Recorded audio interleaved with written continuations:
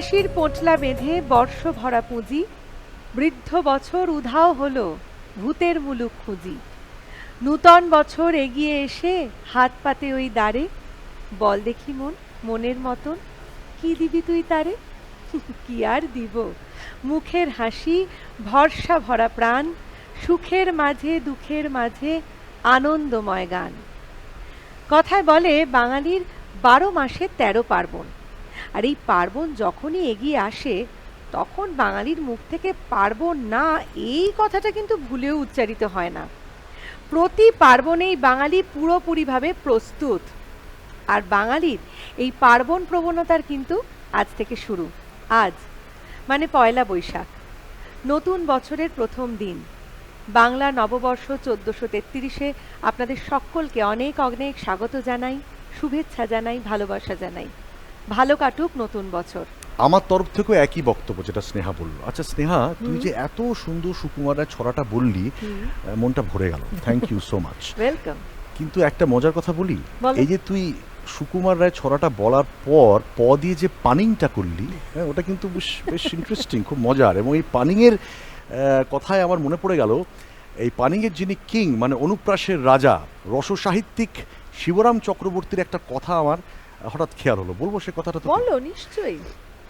তো শিবরাম চক্রবর্তী একথা বলেছিলেন, বহু বহু বছরের কঠিন তপস্যা এবং পরিশ্রমের পর আমি এই সিদ্ধান্তে পৌঁছলাম, এই যে নতুন বছর করে আমরা এত হইচই করি, এত লাফালাফি করি, আনন্দ করি, এসব হইচই করার কোনো কিচ্ছু নাই। জিজ্ঞেস কর কেন? কেন? কারণ যখনই নতুন বছর আসে 1 বছরের বেশি টেকে না। এইসব কথা আমরা তো শিবরাম চক্রবর্তীর থেকেই পাবো। এটা ওনার স্বভাব সিদ্ধ ভঙ্গিতে উনি মজার ছলে বলেছেন, এতে আর নতুন কিছু নেই। তবে হ্যাঁ, এইটুকু আমি বলতে পারি যে আজকে নববর্ষের সকালে এই যে আমাদের আড্ডা, আমরা বিভিন্ন গুণীজনদের নিয়ে বসেছি, সেই আড্ডা কিন্তু একেবারে গানে গল্পে জমজমাট হতে চলেছে। একেবারে জমজমাট মানে সাংঘাতিক জমজমাট হতে চলেছে। কারণ আমরা যাদেরকে আজকে নিয়ে বসেছি দেখতেই পাচ্ছেন, চাঁদের পাহাড় বসে আছে। মানে কাকে ছেড়ে কাকে বলবো। আমি প্রথমেই যাকে দিয়ে শুরু করছি, আমার অত্যন্ত পছন্দের বাচিক শিল্পী অরুময় বন্দ্যোপাধ্যায়। ধন্যবাদ সাহেব। আমি শুভ নববর্ষ জানাচ্ছি আমাদের এখানে যারা গুণীরা রয়েছেন তাদের, ডিডি বাংলার দর্শকদের এবং আপামর বাঙালির সকলকে শুভ নববর্ষ। থ্যাংক ইউ অরুময়দা। আমাদের সঙ্গে আছেন আপনাদের সকলের আরেকজন অত্যন্ত প্রিয়, অত্যন্ত গুণী শিল্পী নভদীপ চক্রবর্তী।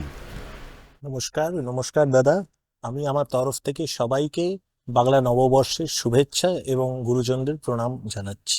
আর এই যে ডান দিকে যে মিষ্টি মিষ্টি মেয়েটিকে দেখছেন, আমার অত্যন্ত প্রিয়, আমি খুব বড় ফ্যান ওর, হচ্ছে মধুরা ভট্টাচার্য। আপনাদের আজকে দারুণ গান শোনাবে। নমস্কার, শুভ নববর্ষ সকলকে। এবারে বাকিদের আমি বলি, স্নেহা বলো। বেশ, একদম বাদিকে বিনোদদা রয়েছেন, সাহিত্যিক বিনোদ ঘোষাল। নমস্কার, সকলকে জানাই শুভ নববর্ষের প্রীতি এবং শুভেচ্ছা। তোমাকে অনেক নববর্ষের শুভেচ্ছা জানালাম। তারপরে রয়েছে অর্কদীপ মিশ্র, নববর্ষের শুভেচ্ছা জানাই তোমাকেও। তোমাকে এবং দর্শক বন্ধু যারা দেখছেন তাদের প্রত্যেককে জানাই আমার তরফ থেকে শুভ নববর্ষের প্রীতি ও শুভেচ্ছা। তারপরেই রয়েছে আর এক মিষ্টি মেয়ে আমার পাশে, কি সুন্দর করে সেজেগুজে বসে রয়েছে, চন্দ্রিকা ভট্টাচার্য। শুভ নববর্ষ। শুভ নববর্ষ তোমাকেও দিদি, এখানে উপস্থিত সকলকে জানাই এবং আমাদের সমস্ত দর্শক বন্ধুদের আমার তরফ থেকে অনেক শুভেচ্ছা, ভালোবাসা এবং বড়দের প্রণাম। কিয়া বাত। এইবারে টুক করে আমাদের মূল অনুষ্ঠানে ঢোকার আগে একটু আমাদের সঙ্গে যারা যন্ত্রানুসঙ্গীত আজকে আমাদের সঙ্গত দিচ্ছেন, তারা প্রত্যেকে দিকপাল শিল্পী, তাদের সাথে একটু আলাপ পরিচয় আমরা করে নিই। একদম বাদিক থেকে শুরু করছি, আমার অত্যন্ত প্রিয় ইন্দ্রজিৎ দত্ত, ইন্দ্রদা আমরা সকলে বলি। ইন্দ্রদা আছেন, ইন্দ্রজিৎ বাবু আছেন কিবোর্ডে। তারপরে আছেন আমাদের আরেকজন অত্যন্ত ট্যালেন্টেড ছন্দন বসু, ছন্দন আছে গিটারে। ছন্দন, ওয়েলকাম, শুভ নববর্ষ। ইন্দ্রদা শুভ নববর্ষ। এবং আমাদের আরেকজন অত্যন্ত ভেটারেন, মানে আলুদির বাজনা তো কবে থেকে শুনছি। আলুদি কেমন আছেন? শুভ নববর্ষ। আলো চক্রবর্তী এসরাজে আছেন। আমার ডান দিকে চলে আসি, অক্টোপ্যাডে বাপি মুখোপাধ্যায়। আমাদের আরেকটা ভাই আছে প্রবীর, পারকাশন তবলা, প্রবীর চট্টোপাধ্যায়। এবং আরেকজন যার সাথে আলাপ করাবো, আমার আরেকজন খুব প্রিয় শিল্পী রিক মুখোপাধ্যায়। রিক আছে বাঁশিতে। রিক, শুভ নববর্ষ।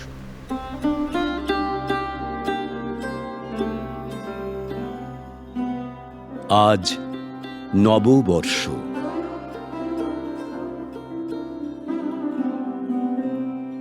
আজ আমরা পয়লা বৈশাখের যে দিনটিকে নববর্ষ বলছি, 200 বছর আগে বাংলায় তার প্রচলন ছিল না।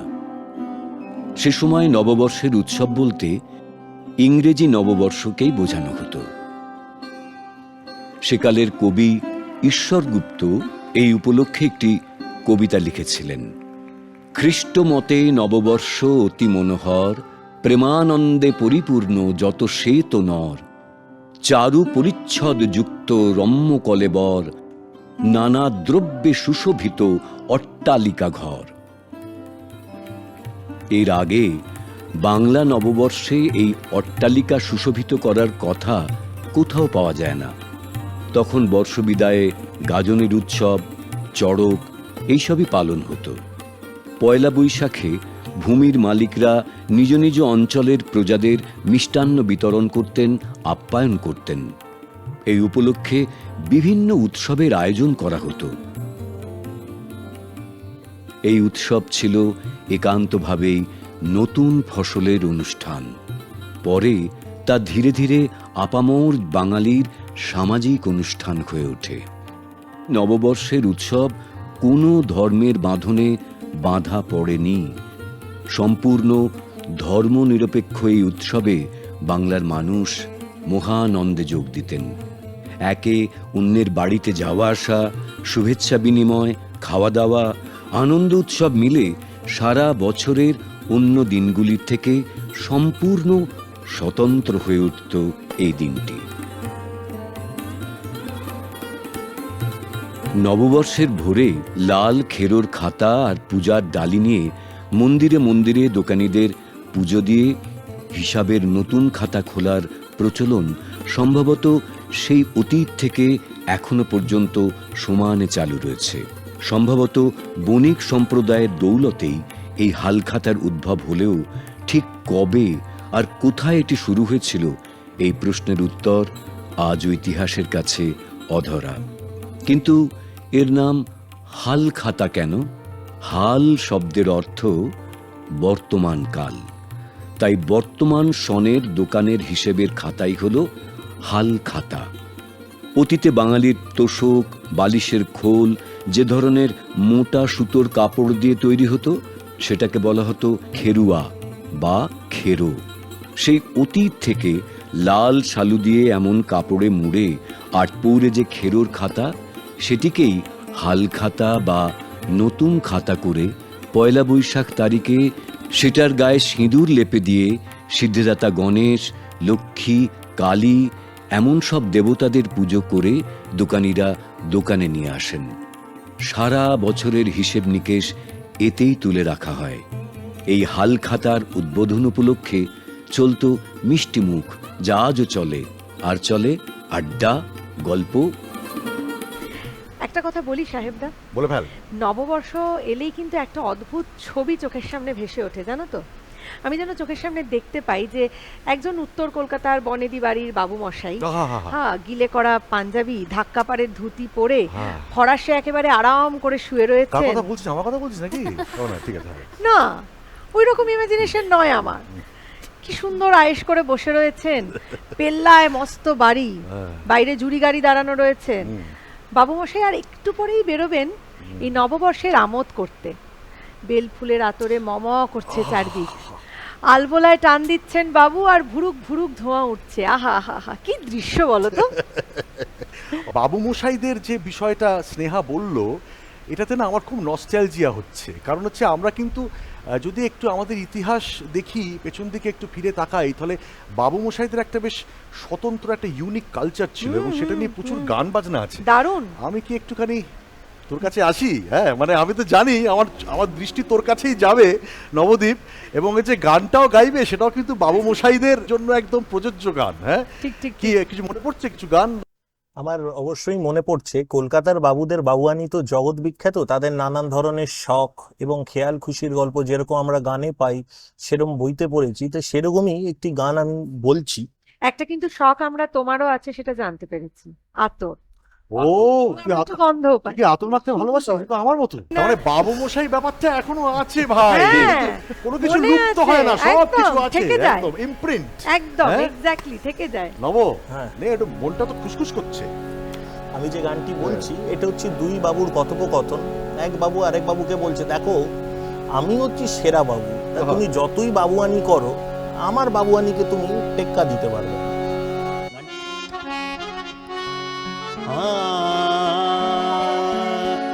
এমন করব বাবু গিরি, সবার টিকা রাখবো ভাই, এমন করব বাবু গিরিয়া, সবার টিকা রাখবো ভাই। বাবুর বাবু সেরা বাবু, আমি বাবুর বাবু সেরা বাবু, আমার বাবু বানের জোরে নয়। এমন করব বাবু গেরে, সবার টেকা রাখবো ভাই, এমন করব বাবু গেরে।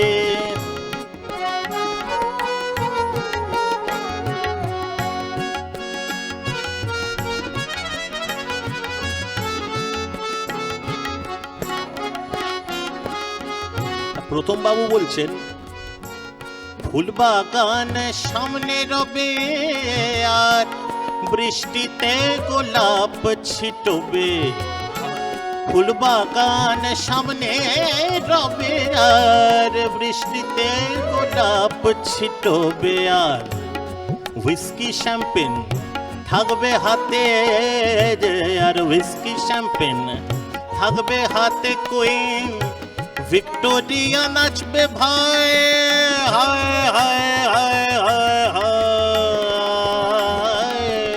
এমন করব বাবু গিরিয়ার, সবার টেকা রাখবো ভাই, এমন করব।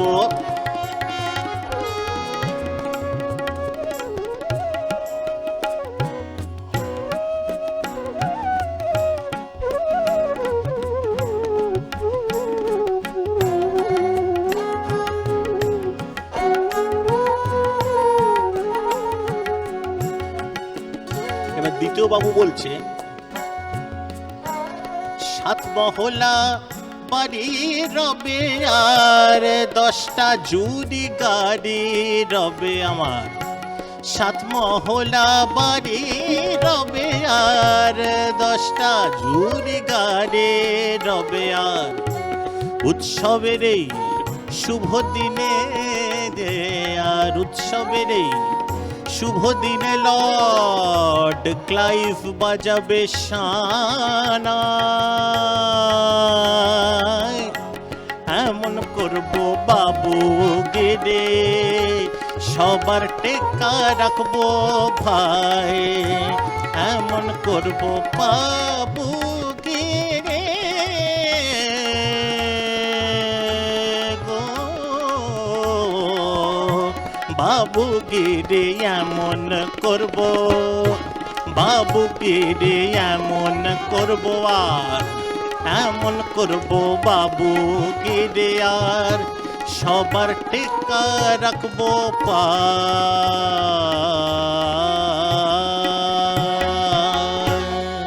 সাধু সাধু সাধু। আচ্ছা, এই যে তুই এত সুন্দর গানটা গাইলি, এই যে কলকাতার বাবু মশাইদের উপর কোনো গল্প তো জানা আছে? নিশ্চয়ই জানা আছে, কারণ দুই বাবুর টক্কর যখন তুই দেখালি এ তো শুনেই মনে হলো। হ্যাঁ, একটা জমজমাট গল্প বল দেখি। জমজমাট গল্প বলতে আমার একটা গল্প মনে পড়ে, যে একবার এক বাবুর বাড়িতে বলা হলো যে এই পুজো পার্বণের দিনে গঙ্গা স্নান করতে হবে, কিন্তু বাবুর বাড়িতে যারা অন্দরমহলে যে মহিলারা থাকতেন তারা কখনো চট করে লোকের সামনে আসতেন না। হ্যাঁ, তো তখন তাদের বলা হলো যে কি করে গঙ্গা স্নান করা হবে। তখন বাবু বললেন যে কোনো ভয় নেই, আমি ব্যবস্থা করে দিচ্ছি। বলে কি? একটি পালকি ভাড়া করা হলো এবং পালকিতে ওই বাবুর বাড়ির সেই মহিলা উঠলেন এবং পালকি শুদ্ধ গঙ্গায় করে নিয়ে, যাতে কেউ দেখতে না পায়।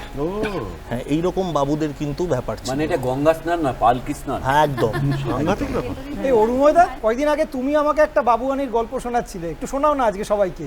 হ্যাঁ বিনোদ, মানে এই যে দুই বাবুদের কেতা, আধুনিক বাবুরা রাগ করবেন না যেন, সে সময় মানে আমরা ওই বাবুদের খেয়াল খুশি বলে একটা বইতে পাই যে ওই 19 শতকের শুরুর দিকটায় যখন ইংরেজরা একেবারে জাঁকিয়ে বসেছে আমাদের এই দেশে তথা বাংলায় তো বটেই, তখন কিন্তু বাবুদের মধ্যে একটা রেষারেষি আমরা দেখতাম, এবং কে কত বড় লোক, কে কত শৌখিন, তারও একটা প্রতিযোগিতা চলতো। সেই সময় বাবুরা করতেন কি, তাদের বাড়ির রং করাতেন। আচ্ছা, পুরনো যে ঝাড়বাতি সেগুলো ফেলে দিয়ে নতুন ঝাড়বাতি আনতেন।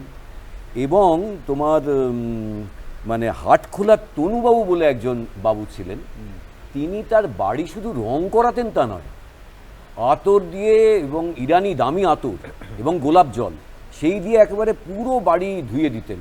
কারণ তিনি সোনার চামচ মুখে দিয়ে জন্মেছিলেন, বাপ দাদা ঠাকুরের অগাধ পয়সা, এবং বাড়িতে খাওয়া দাওয়া, লোক লস্কর এলে তাদেরকে দান ধ্যান করা। হ্যাঁ, একটা কথা কিন্তু কোনো ধর্মীয় ভেদাভেদ ছিল না। এইরকম অবস্থায় বাবুর খুব নাম হলো, এবং সেই সময় বাবু সমাজে এই তনুবাবু একটা বিরাট কেউকেটা দান ধ্যানের দিক থেকে এবং তার ওই বড়লোকিপনার দিক থেকে। কিন্তু রেষারেষি তো থাকবেই, মানে অন্যভাবে না নিলেও আজকে নতুন বছরে একথা বলতে হয়, বাঙালির ভেতরে যেরকম নানান গুণ আছে তেমনি একটু রেষারেষিও আছে ভাই। তো সেই রেষারেষিতে বাগবাজারের গোকুল মিত্তির বলে আর একজন ধনী ছিলেন, কিন্তু দানে ধ্যানে বিলাসিতায় সেই তনুবাবুর সঙ্গে পেরে ওঠে না। কারণ তনুবাবু এমন মানে শৌখিন লোক, ঢাকা থেকে ধুতি আর এই পাঞ্জাবি আসতো, এবং কোমরে পাছে দাগ পড়ে ধুতির পাত ছেড়ে ফেলা হতো, সেই ধুতি উনি পরতেন, একবারই পরতেন। তো তনুবাবুর এহেন এরকম মানে তার শৌখিনতা বিলাসিতায় ওই গোকুল মিত্তির তিনি একটু পিছিয়ে পিছিয়ে থাকতেন, কিছুতেই মানে যাকে সেই ইংরেজিতে বলে না বিট করা, সেটা পারতেন না। তো ওই রকমই পয়লা বৈশাখের দিন একজন দরিদ্র গৃহস্থ তিনি এসেছেন, এসে ওই গোকুলবাবুকে বলছেন যে বাবু, আমার কানে পুঁজ হয়েছে, তা বৈদ্য বলেছে একটু যদি আতর দিতেন তাহলে আমার একটু ওটা লাগাতাম, সারত। তখন হঠাৎ এই গোকুলবাবুর মনে পড়লো, আচ্ছা এমন একটা মোক্ষম সুযোগ আমি তো হারাবো না। এইটার জন্য উনি বললেন, হ্যাঁ শোনো, তুমি একটা কাজ করো, আমার থেকেও অনেক ধনী তিনি হচ্ছেন তনুবাবু, হাটখোলায় চলে যাও, এই তোমার একটা পাত্র দিচ্ছি। পাত্র তো নয়, সে একটা ঘোড়া দিয়ে দিল, ঘোড়া। বললো এটা গিয়ে বলবে যে আমাকে আতর দাও।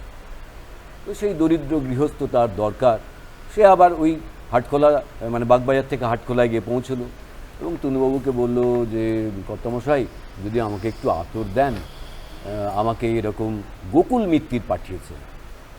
তনু পুরো ব্যাপারটা বুঝে গেলেন যে এক ঘড়া আতর চাইবার জন্য আসলে আমাকে সমাজে ছোট করবে। তনুবাবু সেই রকম জেদি মানুষ, তিনি তার কর্মচারীকে বললেন, এই এক ঘড়া আতর দাও। কর্মচারী মাথা চুলকে বললো, বাবু অত আতর তো আমাদের নেই, মানে এত আতর পাবো কোথায়? দেরাজ খুলে 10,000 টাকা, ভাবা যায় ওই সময়? হ্যাঁ, এখন যদি হিসেব কষা যায় কয়েক লক্ষ টাকা। 10,000 টাকা তিনি কর্মচারীকে দিয়ে বললেন, যাও যেখান থেকে পারো এক ঘড়া আতর জোগাড় করো, সংগ্রহ করো। আর ওই দরিদ্র গৃহস্থকে বললো, তুমি খাও, তোমার আতর হবে। ফাইনালি কর্মচারী এবং দলবল বেঁধে সোরা কলকাতা থেকে এক ঘড়া আতরই জোগাড় করা হলো। তনুবাবু এবার মনে মনে হাসলেন, ওই গৃহস্থের হাতে দিয়ে বললেন, শোনো, এটা ওই গোকুল মিত্তিরকে গিয়ে দেখিয়ে তবে বাড়ি যাবে। তখন গোকুল মিত্তিরের মুখ চুন, সে বুঝে গেল যে কার সঙ্গে পাল্লা দিতে এসেছে। সুতরাং বাঙালির বিলাসিতা এবং ধনী ভঙ্গি, বৈভবী ভঙ্গি এবং তার সঙ্গে ঐতিহ্যময় ভঙ্গি কিছু কম নয়, বুঝতে পারছো তো? এবং শুধু এরা নয়, কিন্তু আরও মানে অনেক পাওয়া যায় যে তারাও খুব ধনী ছিলেন। আমরা দু একটা নামও দেখছিলাম, নীলমণি হালদার, রাজকৃষ্ণ, ছাতু সিংহ, এরাও সব এইরকম মানে পাল্লা দিয়ে শৌখিনতা, পাল্লা দিয়ে ধনীগিরি। এইটা কিন্তু সাংঘাতিক গল্প, ভালো লাগছে দারুণ না? ফ্যাসিনেটিং পুরো। ওই জন্য না আমি ভাবছি আমার গায়ে আমি তখন থেকে একটা ব্যাস, আতর আতর গন্ধ হয়ে পাচ্ছি। গেল। এই তো চাই না কি এক ঘোড়া আতর? কি বলছো এক ঘর, আমি এক শিশি আতর পেলেই ভরতে যাই। কিন্তু দুঃখের বিষয় কি জানো সাহেবদা, এমন তনুবাবুটা পেলাম কোথায়? সেই তরুণবাবুকে পাসনি, তবে তার সাহেবদাকে পেয়েছি। আমাকে তো পেলি, মানে সাহেবদাকে ছায়া পেয়েছি। হিসেবে আমাকে ঠিক ভেবে আছে, নেওয়া হ্যাঁ, করা যাবে। ঠিক আছে ঠিক আছে। আচ্ছা, নববর্ষ মানে কিন্তু শুধুমাত্র নববর্ষের দিন আমরা আনন্দ করছি, হইচই করছি, উদযাপন করছি তা কিন্তু নয়। নববর্ষ কিন্তু আগের দিন থেকে শুরু হয়ে যায়।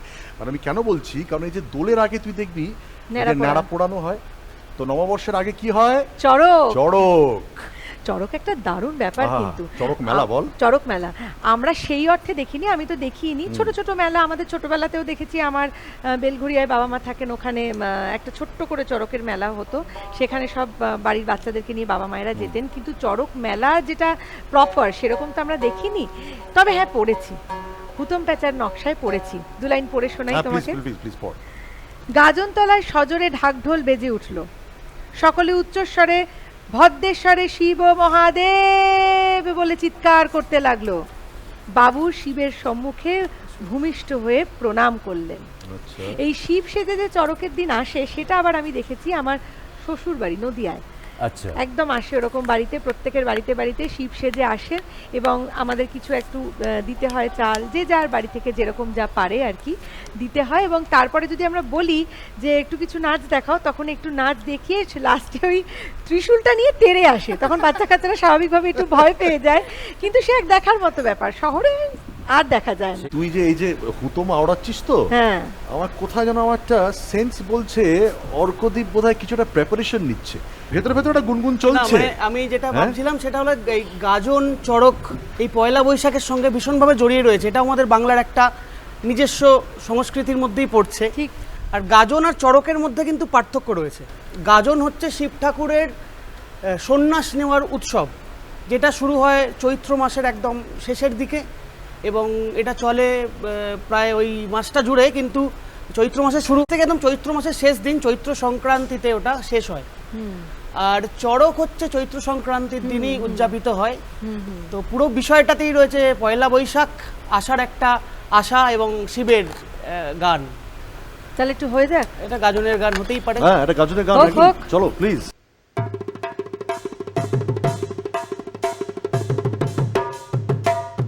হর গরি প্রাণনাথ, মাথার উপর জগন্নাথ, এইবার উদ্ধার করো শিব শিব শিব হে। হর গরি প্রাণনাথ, মাথার উপরে জগন্নাথ, এইবার উদ্ধার করো শিব শিব শিব হে।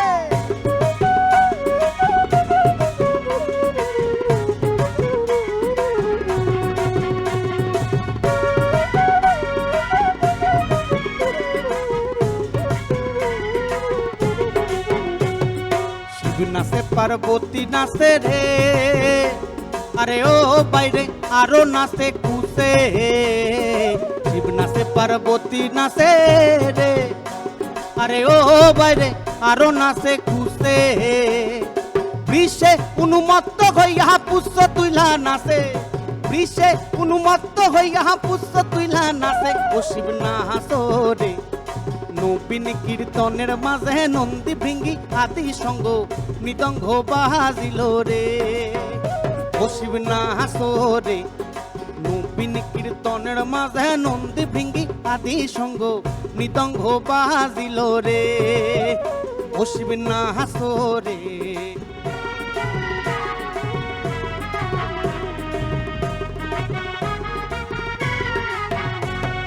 নাচিতে নাচিতে শিব হে, আরে ও শিব হইয়াছে বেপুর।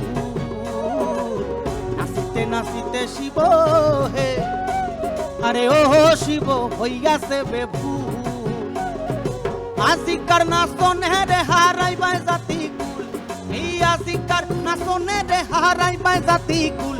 ও শিব নাচো রে, নবীন কীর্তনের মাঝে নন্দী ভৃঙ্গি আদি সঙ্গ মৃদঙ্গ বাজিল রে। ও শিব নাচো রে।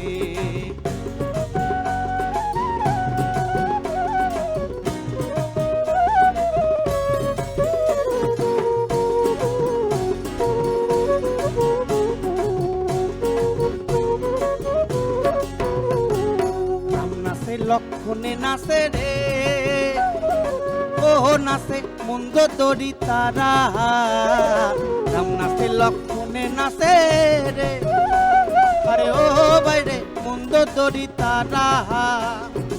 আকাশে গরুর নাচে হইয়াই আত্মহারা, আরে আকাশে গরুর নাচে হইয়াই আত্মহারা, বসবে না হাসরে নবীন কীর্তনের মাঝে নন্দী ভৃঙ্গি আদি সঙ্গ মৃদঙ্গ বাজিল রে, বসবে না হাসরে নবীন কীর্তনের মাঝে নন্দী ভৃঙ্গি আদি সঙ্গ মৃদঙ্গ বাজিল রে, মৃদঙ্গ বাজিল রে, মৃদঙ্গ বাজিল রে।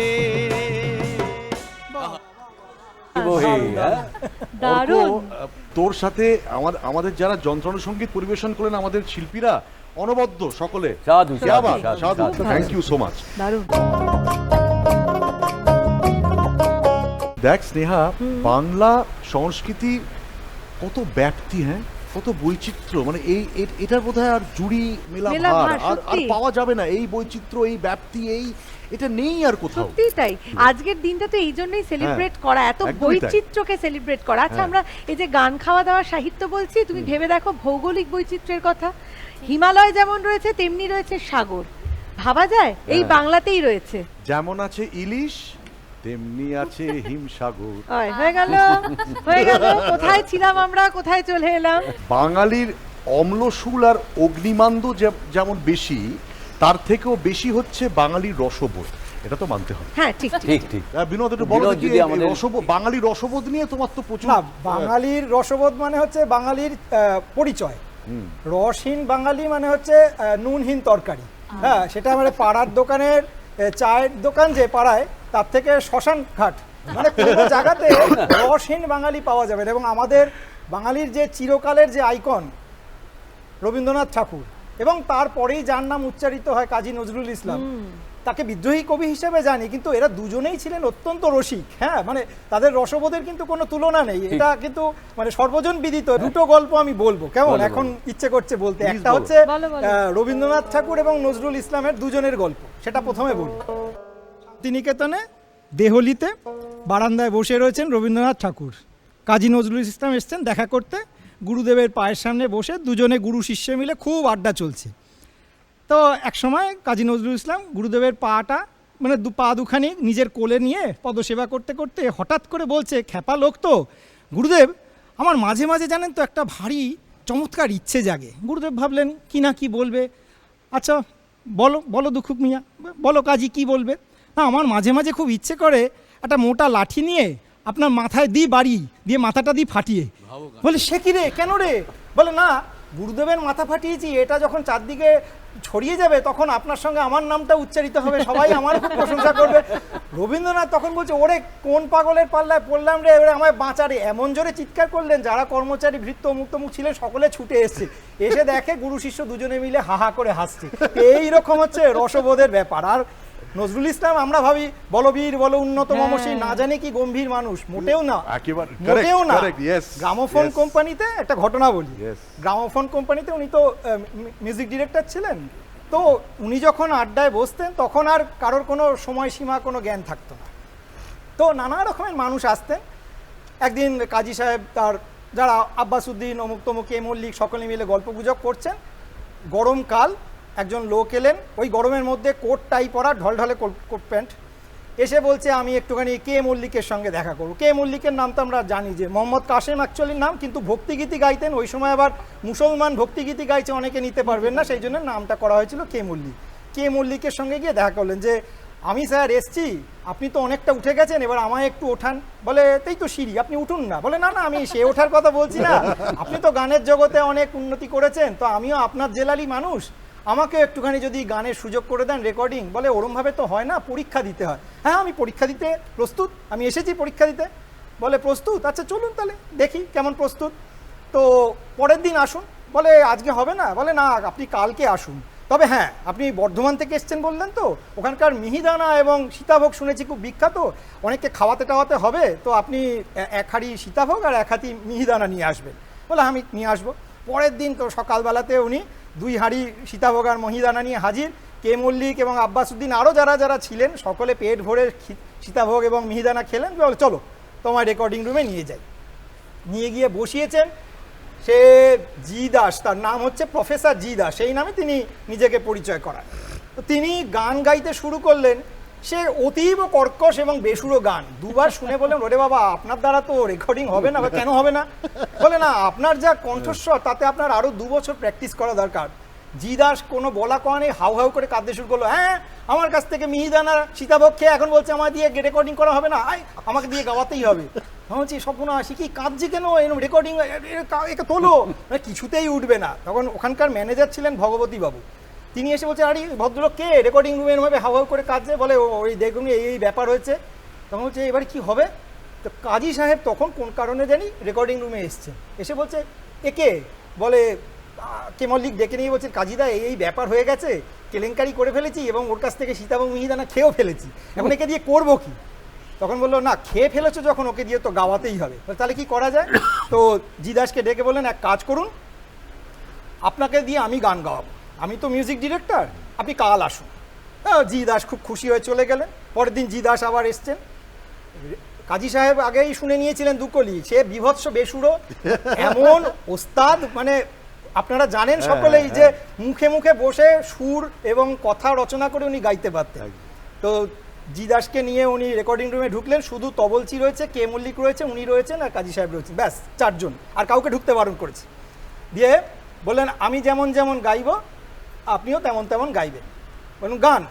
কলগাড়ি যায় ভসর ভসর, ছ্যাঁকড়া গাড়ি যায় খচাং খচ। সবাই তাকিয়ে বলছি, কি আবার কি গানের কলি? বলে, হাসবেন না, গান করুন। তো উনিও ওরকম বেমক্কা গাইতে শুরু করেছেন। তারপর বলছেন যে কলগাড়ি যায় ভসর ভসর, ছ্যাঁকড়া গাড়ি যায় খচাং খচ, ইচিং বিচিং জামাই চিচিং, কুলকুচি দেয় করে ফচ। এই গান রেকর্ডিং করে পরের, তখনকার দিনে রেকর্ডে তো এক পিঠে একটা গান আরেক পিঠে আরেকটা গান হতো, তো সেইখানে কাজী সাহেব আরেকটা গান নিজেই লিখলেন, ওই সঙ্গে মিলিয়ে 2টো গান। কেউ জানলো না। হিগিন্স সাহেব বলে একজন ছিলেন, তিনি বাংলা ভাষা বুঝতেন না, উনি ম্যানেজার, উনি পাস করে দিলেন। সেই রেকর্ড বেরোলো, ধুন্ধুমার বিক্রি, ধুন্ধুমার বিক্রি। কারণ হুজুগে বাঙালি, অনেক গল্প। রসিক মানুষ ছিলেন জানতাম, কাজী নজরুল ইসলাম এত রসিক মানুষ ছিলেন এবং তার এত রকম গল্প। এই রবীন্দ্র নজরুল যেই বলেছে, আমার তো মনের মধ্যে গান গান গান গান পাচ্ছে, গুনগুন করছে না? হবেই, কিছু করার নেই, এটা তো হতেই হবে। আরে মধুরা, একটি কীর্তন শোনাই? কর না প্লিজ প্লিজ।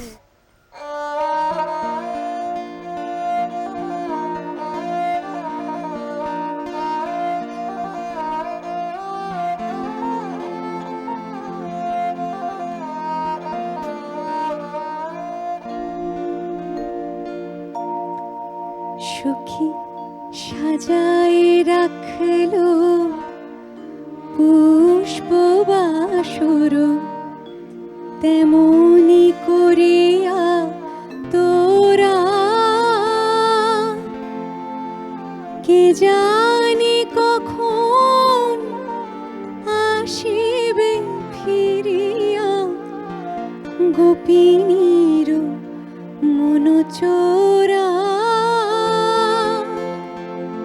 সাজায় রাখলো পুষ্প বাসর, তেমনি করিয়া তোরা কে জানে কখন আসিবে ফিরিয়া, গোপিনীর মনোচরা সাজায় রাখলো পুষ্প বাসর, তেমনি করিয়া তোরা, তেমনি করিয়া তোরা।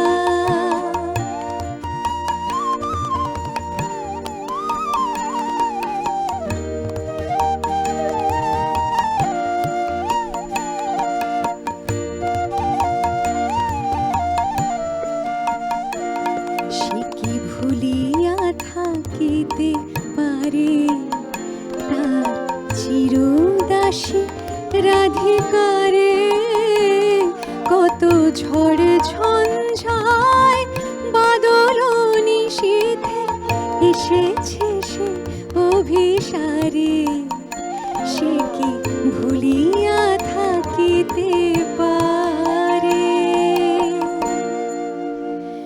মধুবন হতে চেয়ে আন আধ ফোঁটা বন ফুল, বন হতে চেয়ে আন আধ ফোঁটা বন ফুল, পাপিয়ারে বল গান গাহিতে অনুকূল, চাপার কলিকা এনে নূপুর গেথে রাখ, তেমনি তমাল ডালে ঝুলো না বাঁধা থাক, বেঁধে রাখলো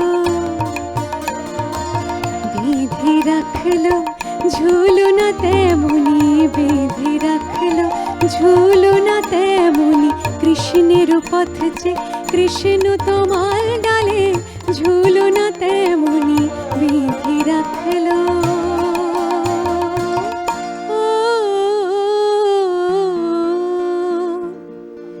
সখী যোগিনীর বেশ ছাড়িয়া আবার পরিব নীলাম্বরী, সখী যোগিনীর বেশ ছাড়িয়া আবার পরিব নীলাম্বরী, মথুরাতে জিয়া এ ব্রজে আবার আসিবে কিশোর হরে, আসিবে কিশোর হরে, ফিরে আসিবে ফিরে আসিবে কিশোর নট বড়, ফিরে আসিবে কিশোর নট বড়, ফিরে আসিবে এই ব্রজে পদ রজ দিতে, ফিরে আসিবে আনন্দে ভাসিবে এই নিরানন্দ ব্রজপুর, আনন্দে ভাসিবে এই নিরানন্দ ব্রজপুর, হরিপদ রজ লোভে নিরানন্দ ব্রজপুর, হরিপদ রজ লোভে নিরানন্দ ব্রজপুর, আনন্দে ভাসিবে।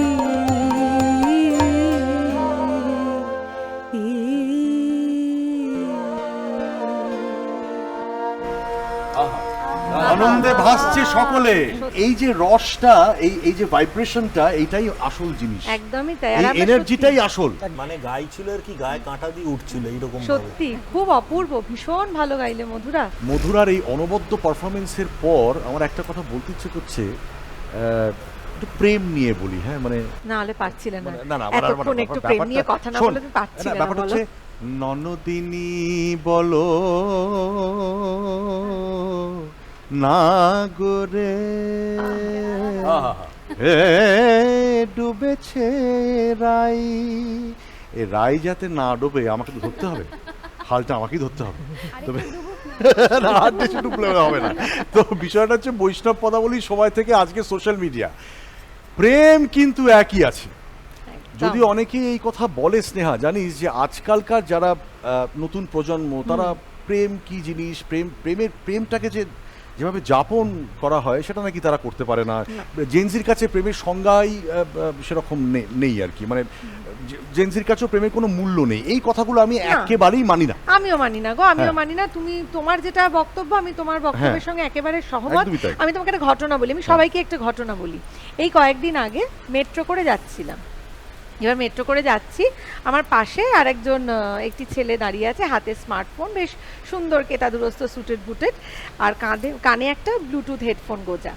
তো সেটা গান গুনগুন করছে, গুনগুন আমার একটু চেনা লাগছে, ধরতে পারছি না কোন গান, এরকম হচ্ছে। আর দেখছি মেসেজ করছে। আমি একটা অন্যায় করেছি, সেটা আমি আগে থেকে স্বীকার করে নিচ্ছি কান ধরে, যে আমি একটু কৌতূহল বসে, বাঙালির তো একটু কৌতূহলও আছে, অযাচিত কৌতূহলও আছে, সেই অযাচিত কৌতূহল বসে আমি একটু আর চোখে দেখেছি যে কি লিখছে, এরকম গাইছে, গুনগুন করছে। আমি দেখছি নেহা বলে মেয়েকে মেসেজ করছে, টাইপ করছে। মেয়েটির কি নাম? মেয়েটির কি নাম?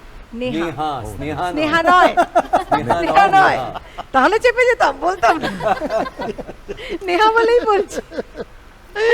এবার আমি দেখছি লিখছে, তুমি যে গানটা কাল রাতে পাঠিয়েছিলে সেই গানটাই শুনছি, ভীষণ ভালো লাগছে, মিস ইউ, লাস্টে লিখলো। এবার আমি তো মানে পুরো মানে ডগমগ হয়ে গেছি। এবং সুরটা কিন্তু বলো তো রবীন্দ্রসঙ্গীত নিশ্চয়ই। এই তো, এই যে বাঙালির গন্ডগোল, প্রেম মানেই আগে ভাবে রবীন্দ্রসঙ্গীত গাইছে। না, আমিও অবাক হয়ে গেছি, বিশুদ্ধ পদাবলী কীর্তন। কি বলছিস? একদম। আমি নিজেও মানে আমি তখনই ধরতে পারিনি, কিন্তু পরে নিজের গুনগুন করতে করতে মনে পড়লো গানটা, পিরিতি নগরে বসতি করিব, পিরিতে বান্ধিব ঘর, পিরিতি পরশী পিরিতি প্রেয়সী, অন্য সকলই পর। ভাবতে পারো পুরো রাস্তাটা পরে, এবং তার পরের দিনও আমার মনের মধ্যে কিন্তু গুনগুন করে ওইটাই চলছে। আর আমার এত ভেবে এটা ভালো লেগেছে যে এই যে জেনজি নিয়ে তুমি এত কথা বললে, যে লোকজন এত জাজ করে, এত স্পেকুলেট করে, এখনো জেনজি এইভাবেই নিজেদের মনের ভুল মধ্যে ধারণা মানুষের, না প্রেমকে মানুষের ধারণ এটা করছে। এটা মনে হয় যে মানে আজকালকার প্রজন্মের ছেলেমেয়েরা যেহেতু একটুখানি মানে সব বিষয় একটু তাদের একটা ডায়নামিজম আছে, এত লোকে ভাবে এরা প্রেমটাকে বোঝে না। এটা সম্পূর্ণ ভুল কথা, সম্পূর্ণ ভুল। এই প্রসঙ্গে কিন্তু আমিও একটা কথা বলতে চাই। বলো। সেটা এই প্রসঙ্গে জানো তো সবার কথা বলার আছে, এমনই একটা উড়ু বিষয়। না, আমার নিশ্চয়ই তো বলো। খুবই বলার আছে। সেটা হলো, দেখো, শহরাঞ্চল তো বটেই, কিন্তু অনুষ্ঠান করার সূত্রে আমি তো ধরো বিভিন্ন শহরতলি বা গ্রামাঞ্চলেও যাই। ঠিক। তো সেখানে আমি দেখেছি বাউল, লোকগীতি, কীর্তন ইত্যাদি গানও কিন্তু শ্রোতা বন্ধুরা খুব পছন্দ করে। এবং একদমই। আমরা যে মনে করি শুধুমাত্র আধুনিক গান বা বাজারে যে চালু গান সেই গানগুলোই মানুষজন শুনছে, তা কিন্তু নয়। এই যে একটা পুরনো বাংলা গান এবং বাউল গান, কীর্তন সঙ্গীত, এগুলোর প্রতি যে মানুষের প্রেম, তা কিন্তু এখনো পর্যন্ত একই রকম রয়ে গেছে। একদমই তাই, আমরা একটু একদমই তাই, শুনবো মনে very well হচ্ছে, said. আমরা মনে হচ্ছে যে একটু শুনবো। মনে চায় প্রাণে চায়, মনে চায় প্রাণে চায়,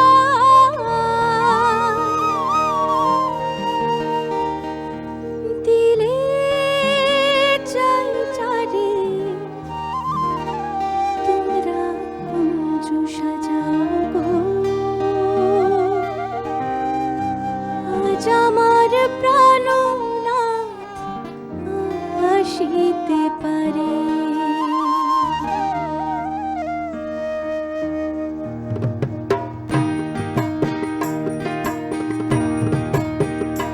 তোমরা কুঞ্জ সাজাও গো, আজ আমার প্রাণনাথ আসিতে পারে। তোমরা কুঞ্জ সাজাও গো, আজ আমার প্রাণনাথ আসিতে পারে। মনে চায় প্রাণে চায়, মনে চায় প্রাণে চায়, দিলে চাই যারে তোমরা কুঞ্জ সাজাও গো, আজ আমার প্রাণনাথ আসিতে পারে। তোমরা কুঞ্জ সাজাও গো, আজ আমার প্রাণনাথ আসিতে পারে।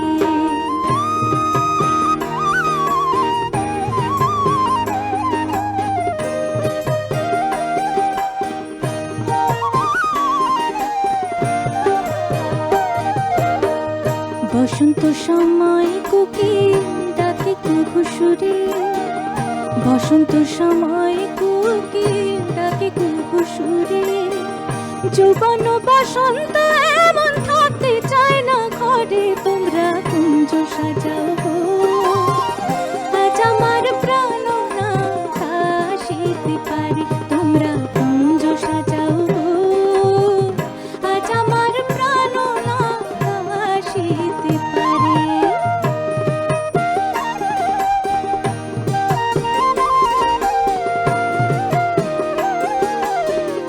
আতর গোলাপ চুয়া চন্দন ছিটাইয়া দাও ঘরে, আতর গোলাপ চুয়া চন্দন ছিটাইয়া দাও ঘরে, সাজাও গো ফুলের বিছানা পবিত্র অন্তরে। তোমরা কুঞ্জ সাজাও গো, আজ আমার প্রাণনাথ আসিতে পারে। তোমরা কুঞ্জ সাজাও গো, আজ আমার প্রাণনাথ আসিতে পারে।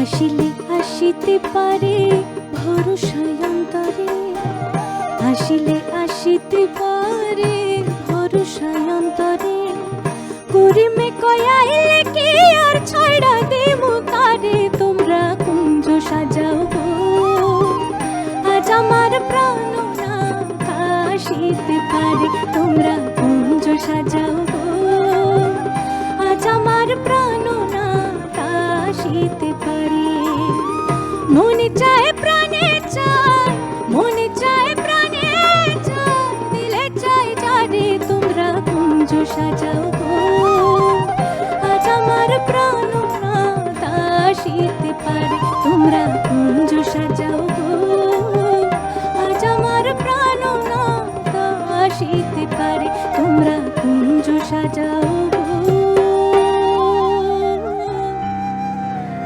আজ আমার প্রাণ না আসিতে পারে। অপূর্ব, খুব সুন্দর। এত সুন্দর ও গাইলো, যে আকুতি, ওর যে ভাব, এতটাই মানে আমাদের প্রত্যেককে ছুঁয়ে গেল, মনে হলো সত্যি প্রাণনাথ বোধহয় এখানে আছেন। আছেন তো বটে। আছে।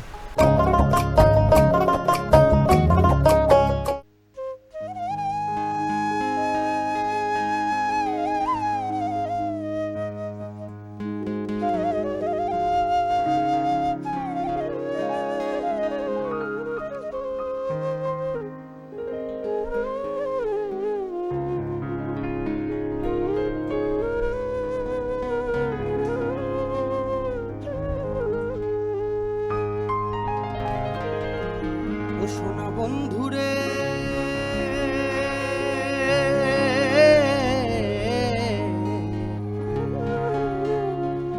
আমি তোমার নাম লইয়া কান্দি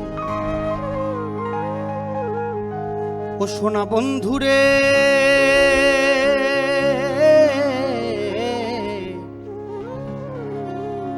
আমি তোমার নাম লইয়া কান্দি আরে গগনেতে ডাকে দে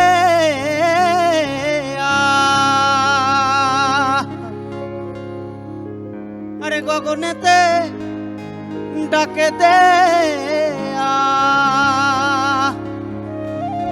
আর আসমান হইল আন্দিরে বন্ধু আমি তোমার নাম লইয়া কান্দি তোমার বাড়ি আমার বাড়ি মধ্যে সুর নদী আরে তোমার বাড়ি আমার বাড়ি মধ্যে সুর নদী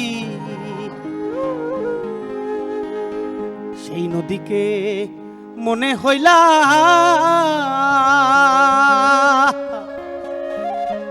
আরে হকুল জল ধীরে বন্ধু আমি তোমার নাম লইয়া কান্দি আরে গগনেতে ডাকে দে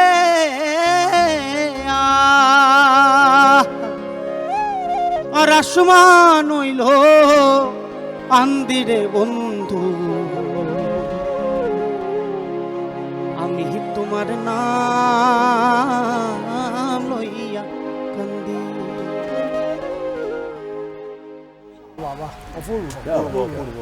এটা একটা অন্য জায়গায় চলে গেলাম অর্ক, জানিস মানে এই গানটা শুনে না ভেতরে কি একটা হচ্ছে, খুব মন খারাপ হয় সাহেব, কি একটা হচ্ছে, মানে এটা তোকে আমি সত্যি মন থেকে বলছি ভাই, কি একটা হচ্ছে। না না, এই প্রসঙ্গে কিন্তু আমি একটা কথা বলি, বলো প্লিজ। সেটা হচ্ছে যে অর্কদীপের গান শুনতে শুনতেই মনে হচ্ছিল যে গান শোনার ব্যাপারে বাঙালি কিন্তু বরাবরই খুব স্মৃতিকাতর, তাই না? সে রবীন্দ্র নজরুল হোক বা ঝুমুর, বাউল, কীর্তন যাই হোক না কেন, বাঙালি কিন্তু সব রকম গান যে কোনো মুহূর্তে একদম ভীষণভাবে আপন করে নিতে পারে। এবং এই যে 80-90 দশকের যে গান, সেই গানগুলিও তারা বারবার করে শুনতে চায়। আধুনিক গান, বাংলা আধুনিক গান, এবং হ্যাঁ। যাকে আমরা বাংলা স্বর্ণযুগের গান বলি। ঠিকই তাই, একদমই ঠিক। সত্যি কি অপূর্ব তাই। সব গান।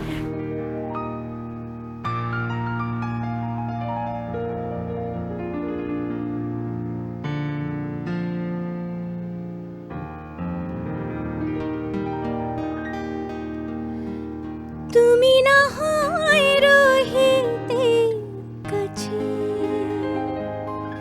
কিছুক্ষণ আরো না হয় রহিতে কাছে, আরো কিছু কথা না হয় বলিতে মোরে, কিছুক্ষণ আরো না হয় রহিতে কাছে, আরো কিছু কথা না হয় বলিতে মোরে, এই মধুক্ষণ মধুময় হয়ে না হয় উঠিত ভোরে, আরো কিছু কথা না হয় বলিতে মোরে, কিছুক্ষণ আরো না হয় রহিতে কাছে।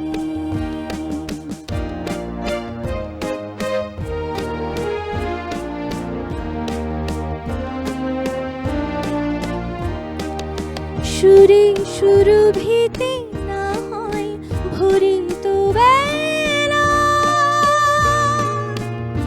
মরিল চলল এই বাতাস করে তো খেলা, ব্যাকুল কত না বকুলের কুড়ি রয়ে রয়ে যেত ঝরে, ও গো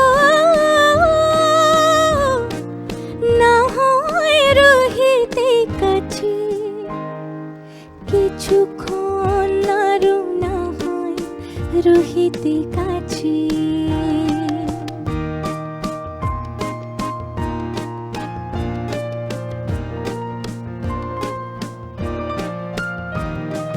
কিছু নিয়ে দিয়েও গো মোর মন মন, কিছু নিয়ে দিয়েও গো মোর মন মন, সুন্দর তরু হতো নাকি বলো একটু ছোঁয়ার পরিচয়,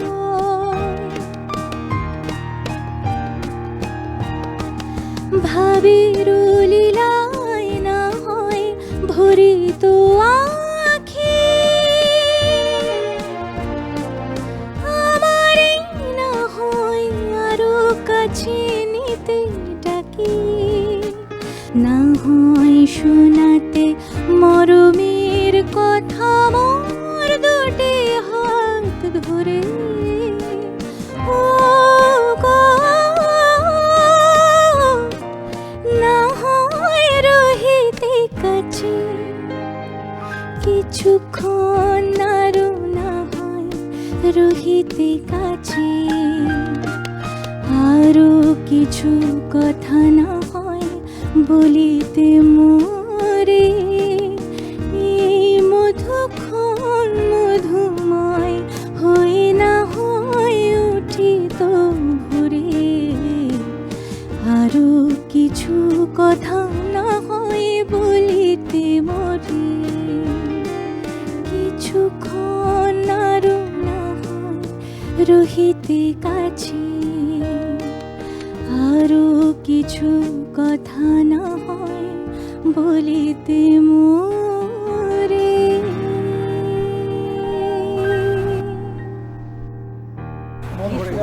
নস্টালজিয়া, নস্টালজিয়া মানে Nostalgia, কি স্নেহা, আমার হঠাৎ আমার চন্দ্রিকার গানটা শুনতে শুনতে মনে হচ্ছিল যে যদি একটা টাইম মেশিন থাকতো, আজকে নববর্ষের দিনে যদি ঈশ্বর স্বয়ং এসে আমাকে বলতেন সাহেব কি বর চাও, আমি বলতাম আমাকে একটা টাইম মেশিন দিন, আমি ওটাতে বসে আমার ছোটবেলায় চলে যাই। কারণ এই গানগুলোর সাথে তো বড় হয়েছি হ্যাঁ, আমরা হ্যাঁ, স্নেহা, একদমই তাই। এই যে এই কানে না এগুলো সব ভরে আছে, অন্তরে ভরে আছে। এই আধুনিক গানগুলোর একটা আলাদাই আমেজ ছিল।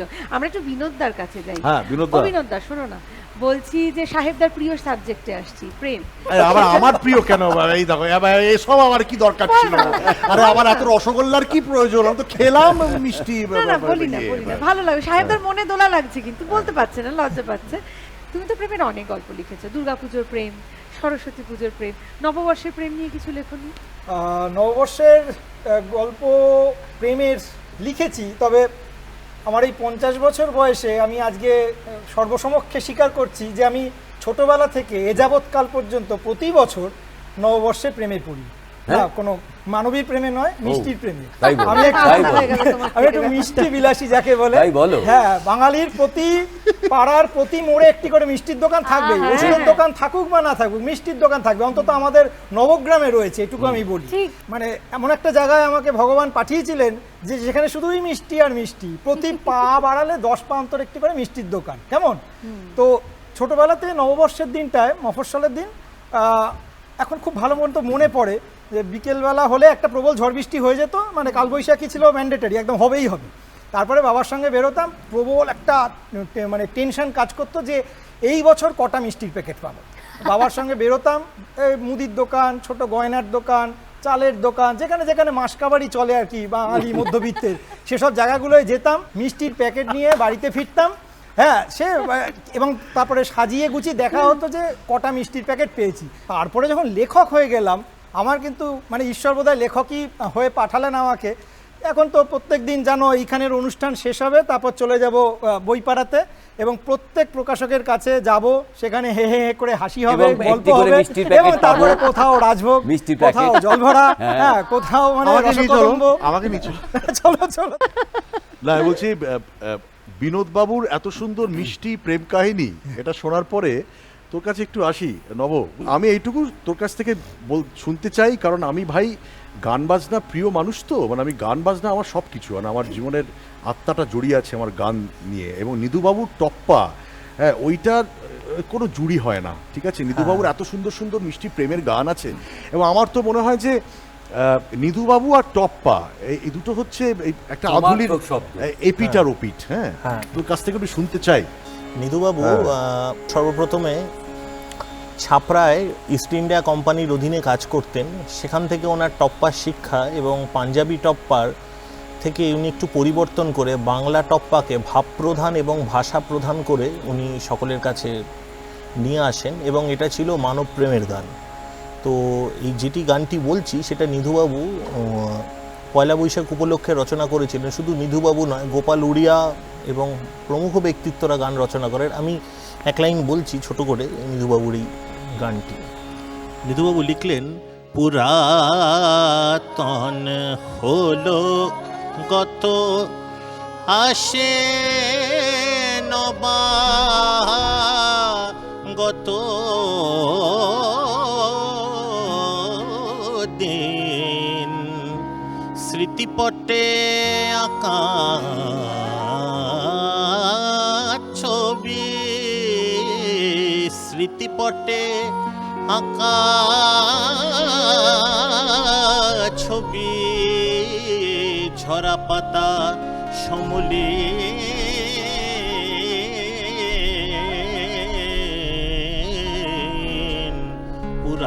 পুরাতন হলো গত, আসে নবাগত দিন। আবার বললেন, আগত এই নববর্ষে নতুন প্রেম পরশে, আমি কামনা করি সরসে, তুমি থাকো চির অমলি।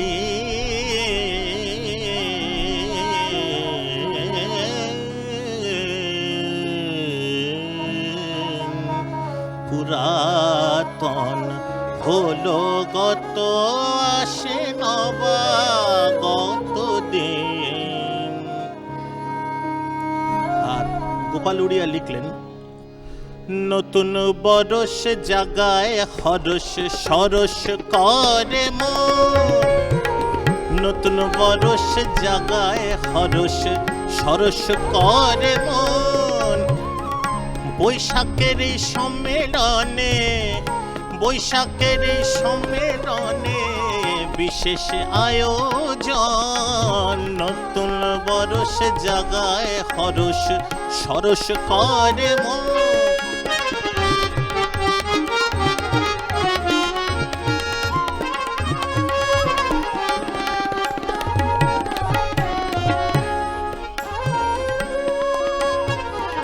ফুরফুরে ওই বইছে মলয়, ইয়ার বন্ধু আড্ডা জমায়। ফুরফুরে ওই বইছে মলয়, ইয়ার বন্ধু আড্ডা জমায়। বলে মারব টেক্কা আজ দেখে না ধনুক ভাঙা, আর বনে দি চাল ভাতে পারে, বনে দি চাল ভাতে পারে। দেখুক সর্বজন, ওই দেখুক সর্বজন, নতুন বরষ জাগায় হরষ সরস করে মন। নতুন বরষ জাগায় হরষ সরস করে, সরস করে, সরস করে মন। নবদ্বীপ অসাধারণ, অনবদ্য, এবং তোমার সঙ্গে সঙ্গে আমার যারা যন্ত্রানুসঙ্গীতের আমার যে শিল্পীরা আছেন তারাও কিন্তু অনবদ্য। দারুণ। নববর্ষ মানে কিন্তু শুধুমাত্র বড়দের কথা আলোচনা হচ্ছে সেটা কিন্তু নয়, আমরা কিন্তু ছোটদের দিকেও আসছি। কারণ আমি জানি যে আমার পর্দার ওপারে এই যে অজস্র অগণিত মানুষ দেখছেন আজকের আমাদের এই অনুষ্ঠান, তার মধ্যে অনেক কুচি কাচারা বসে আছে, তারা হয়তো আমাদের উপর অভিমান করছে, ভাবছে এই কি আমাদের কথা তো কিছু বলা হচ্ছে না, আমাদের বিষয় নিয়ে তো কিছু আলোচনা হচ্ছে না।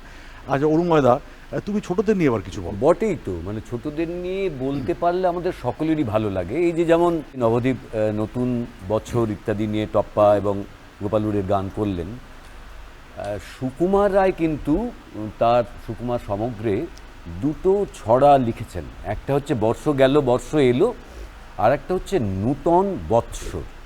তো সেইটা আগে একটু বলি এবং তারপরে আমার মনে হয় রবীন্দ্রনাথকে বাদ দেওয়া যাবে না।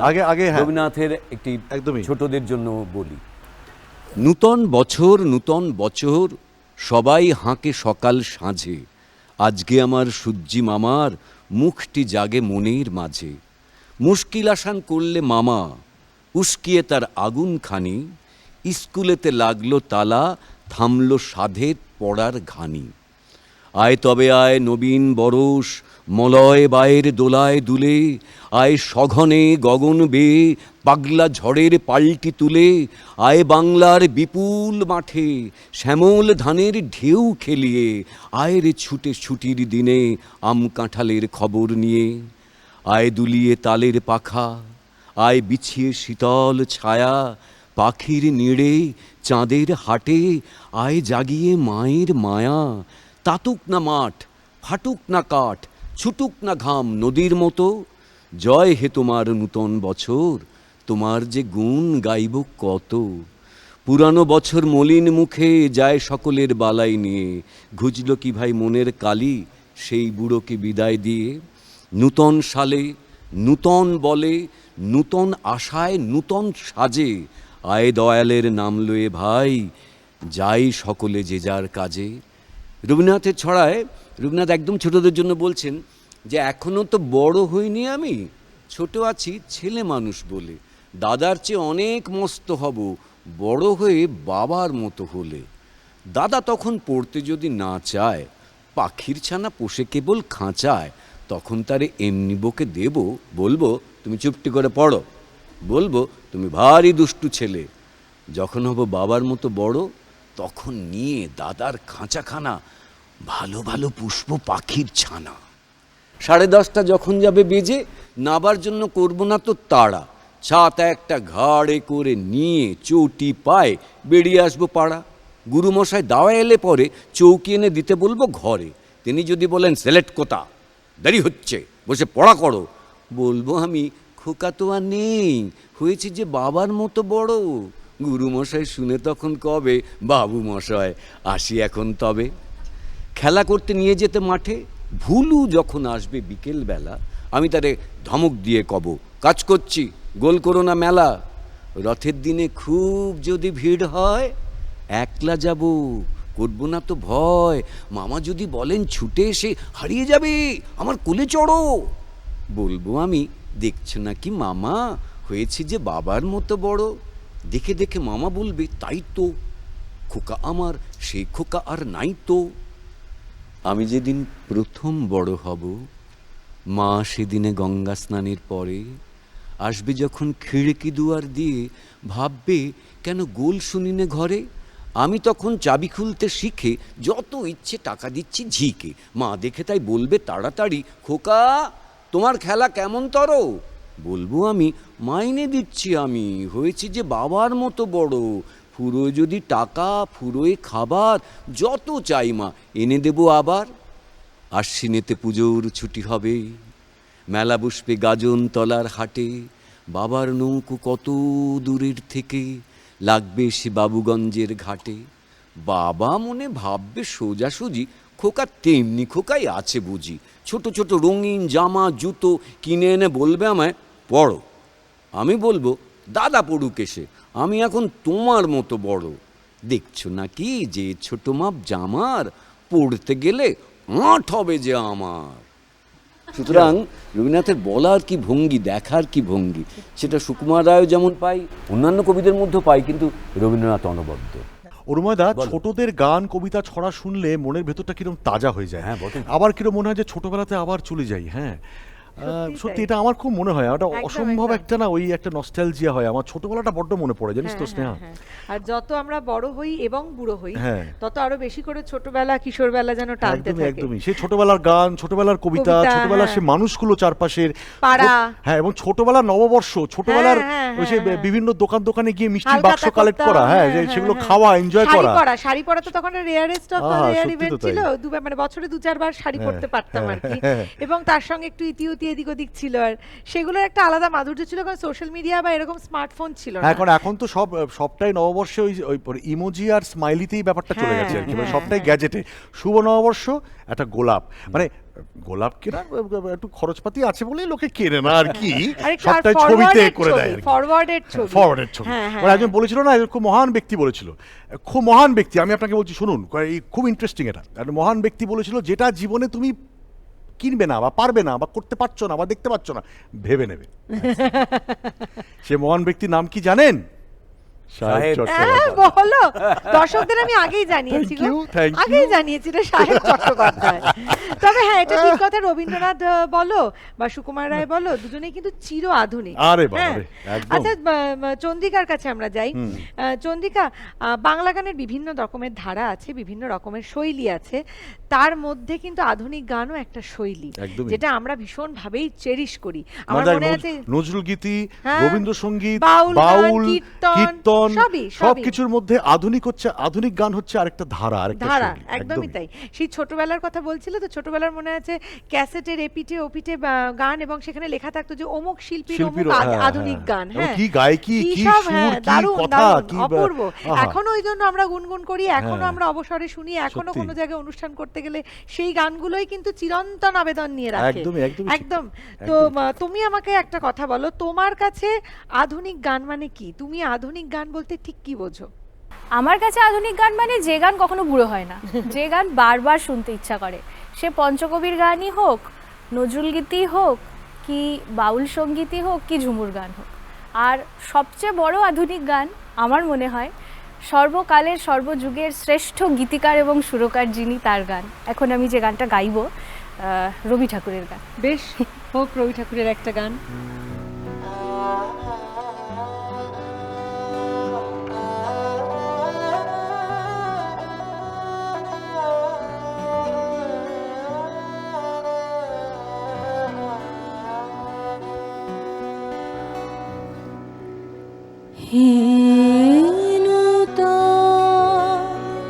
দেখা দিকার জন্মের প্রথম তোমার প্রকাশ হোক কুহেলিকা করে উদ্ঘাটন সূর্যের মতো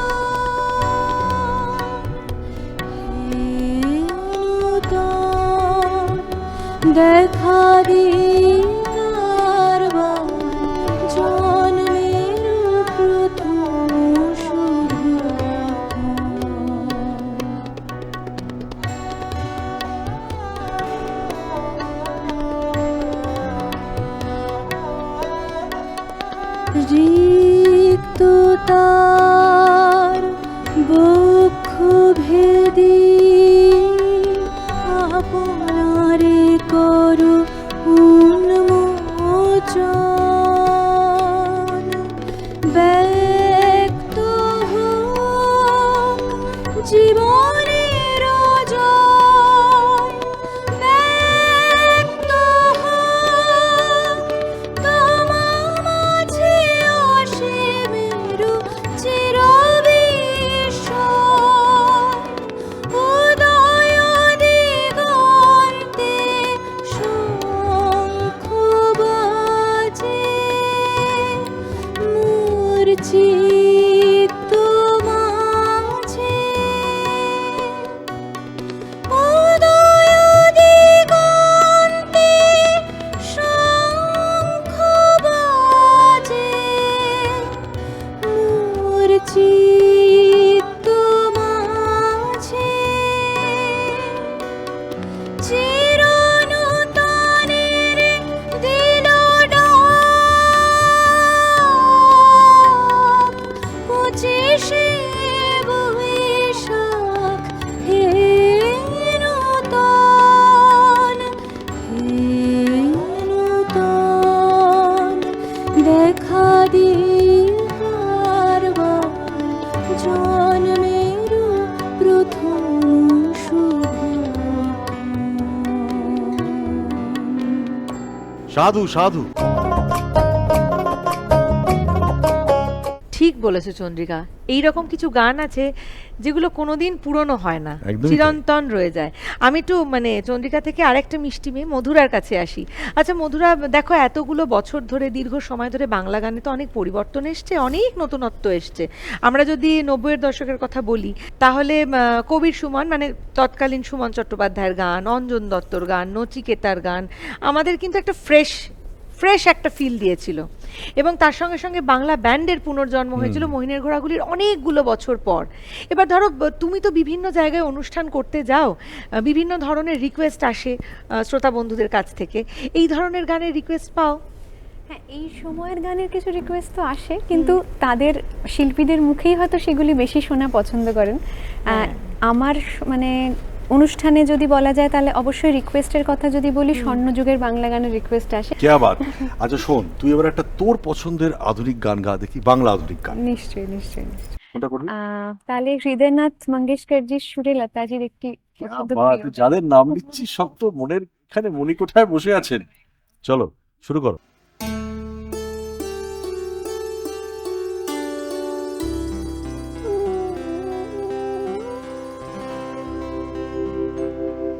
দূরে আকাশ শামিয়ানায়, দূরে আকাশ শামিয়ানায়, প্রদীপ জ্বালায় তারায়,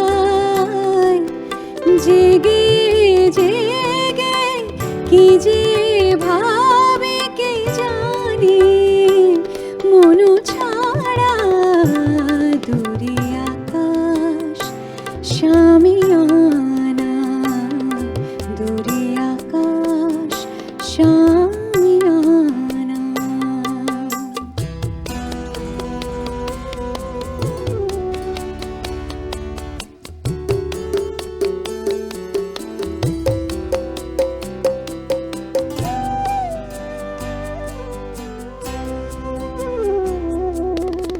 আমায় শুধু আড়ালে রাখে, আমায় শুধু আড়ালে রাখে স্মৃতির কুয়াশা, ঝড়ের মুখে যে পাখির নিড়ে ফেরার আশা, বুঝেছি আমি আমার ব্যথায় মধুর ভালোবাসার, কেঁদে কেঁদে ডাকি গো যাকে তার কোনো সাড়া, দূরে আকাশ শামিয়ানা, দূরে আকাশ শামিয়ানা।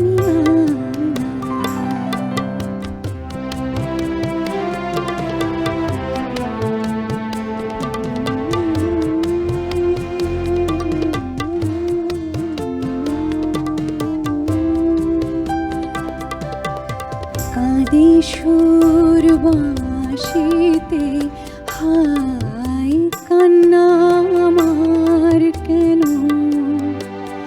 হাসিতে চায় কাঁদে গন্ধ মুকুলে গো আসি প্লাবন নয়নের দুকুলে গো জ্বলি জ্বালার আগুনে জ্বলি জ্বালার আগুনে দুঃখ ভরা বর্ষা নামে ফাগুনে দুঃখ ভরা বর্ষা নামে ফাগুনে বুকে তবু বয় যে প্রেমেরি ফলগু ধারা দূরে আকাশ শামিয়ানা দূরে আকাশ শামিয়ানা অসাধারণ। কি আর বলবো, ভাষা নাই আমার। এই প্রসঙ্গে আমি একটা কথা বলতে চাই, সেটা হলো যে বাংলা গানের যেমন কোনো বাংলা আধুনিক গানের কোনো বয়স যেরকম হয় না, ঠিক তেমন বাংলা গানের বোধহয় কোনো কাঁটা তারও হয় না। ঠিক আমরা আজকে এখানে নববর্ষ পালন করছি, গতকাল বাংলাদেশের মানুষেরা তারা নববর্ষ উদযাপন করেছেন, এবং এই দুই দেশের মধ্যে এত মিল পাওয়া যায়, যেমন খাওয়া দাওয়া, গান বাজনা, পোশাক। আর আমার মনে হয় যে বাংলা গানের মতো বৈচিত্র্য আর বোধহয় পৃথিবীর কোথাও নেই। ঠিক ঠিক। এবং এই বৈচিত্র্যটাকে আস্বাদন করার জন্য তোর কাছে আমার আরেকটা আবেদন আছে, সেটা হচ্ছে তুই এবার একটা গান করবি। আমি ঝুমুর গাইছি একটা, কিন্তু ঝুমুরটা সম্পর্কে আমি একটু বলে নিই কিছু। সেটা হলো এই ঝুমুর মানভূমে গাওয়া হয় আর কি, মানভূমের ঝুমুর। আর এই ঝুমুরকে বলা হয় দরবারি ঝুমুর, কারণ জমিদারদের সভায়, জমিদারদের আসরে এই ঝুমুর গাওয়া হতো, তাই এই ঝুমুরকে দরবারি ঝুমুরও বলা হয়। আচ্ছা।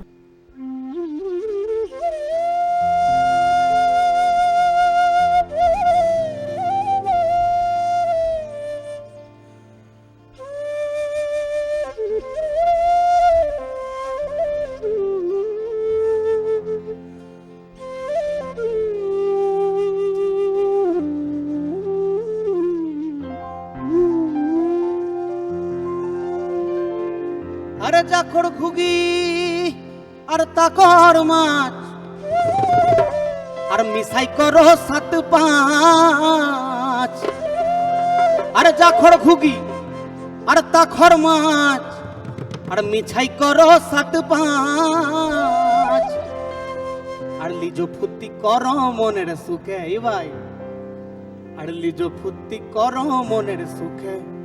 মনরে বেহুশ হইলে খিরে লিবে দুঃখে, মনরে বেহুশ হইলে খিরে লিবে দুঃখে।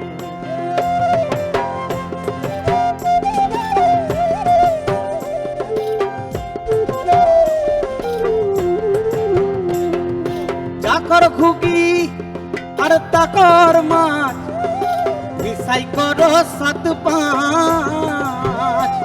আর লিজো ফুর্তি করো মনের সুখে ভাই, লিজো ফুর্তি করো মনের সুখে। মনরে বেহুশ হইলে ঘিরে লিবে দুঃখে, মনরে বেহুশ হইলে ঘিরে লিবে দুঃখে।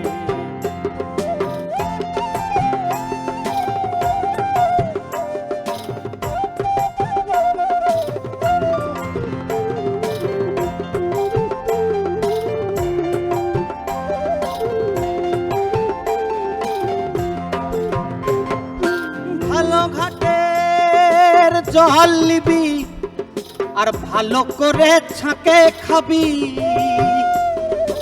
ভালো ঘাটে জল নিবি আর ভালো করে ছাঁকে খাবি।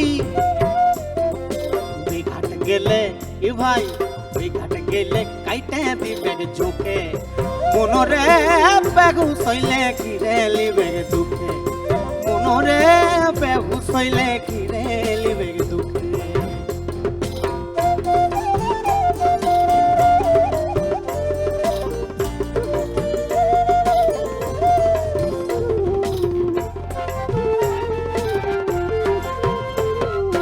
গদাধর ভেবে ঘুমাইও না জাগে রবে ঘুমাই গেলে এ ভাই ঘুমাই গেলে লুইটালি ব্যাগ ছুড়ে তোকে ঘুমাই গেলে লুইটালি ব্যাগ ছুড়ে মনরে বেগু সইলে ঘিরেলি ব্যাগ দুঃখে মনরে বেগু সইলে ঘিরেলি ব্যাগ দুঃখে আরে জাখর ঘুগি আরে তাখর মাছ মিঠাই করো 7-5 আর লিজো ফুর্তি করো মনের সুখে ভাই তুই লিজো ফুর্তি করো মনের সুখে মনরে বেগু সইলে ঘিরেলি ব্যাগ দুঃখে মনরে বেগু সইলে ঘিরেলি ব্যাগ দুঃখে মনরে বেগু সইলে ঘিরেলি ব্যাগ দুঃখে দারুণ, क्या দারুণ, बात, দারুণ দারুণ দারুণ Thank you, এক্সেলেন্ট। sir. আচ্ছা আমি একটু অরুময়দার কাছে আসি। দেখো বাঙালি নববর্ষ মানেই তো আনন্দ, হই হই, নতুন জামা কাপড়, নতুন গান, নতুন প্রেম, হাল খাতা, নানান রকম ভালো ভালো খাবার। এইটাই আসছিলাম, এই পয়েন্টটাতেই আসছিলাম। দেখো সত্যজিৎ রায় বলেছেন মুন্ডু গেলে খাবোটা কি, কারণ উনি জানতেন যে বাঙালি খেতে বড় ভালোবাসে, ভোজন রসিক। হ্যাঁ ভোজন রসিক। সুতরাং এই খাওয়া দাওয়া নিয়ে কোনো তথ্য তোমার কাছে আছে নাকি? তথ্য মানে একটা জিনিস আমি একটু পড়ে দিচ্ছি, তাহলে খানিকটা ধরা যাবে। আজ থেকে 112 বছর আগে এক হালখাতার অনুষ্ঠানে অতিথিদের আপ্যায়নের চমৎকার বর্ণনার কথা পাওয়া যাচ্ছে কথা সাহিত্যিক দীনেন্দ্র নারায়ণ রায়ের পল্লীচিত্র বইতে। তাতে দেখা যায় বড় বড় প্রতিষ্ঠানে আগত অতিথিদের জন্য এতটাই মিষ্টির প্রয়োজন হতো যে দোকান সংলগ্ন স্থানেই চলতো মিষ্টি তৈরির কাজ।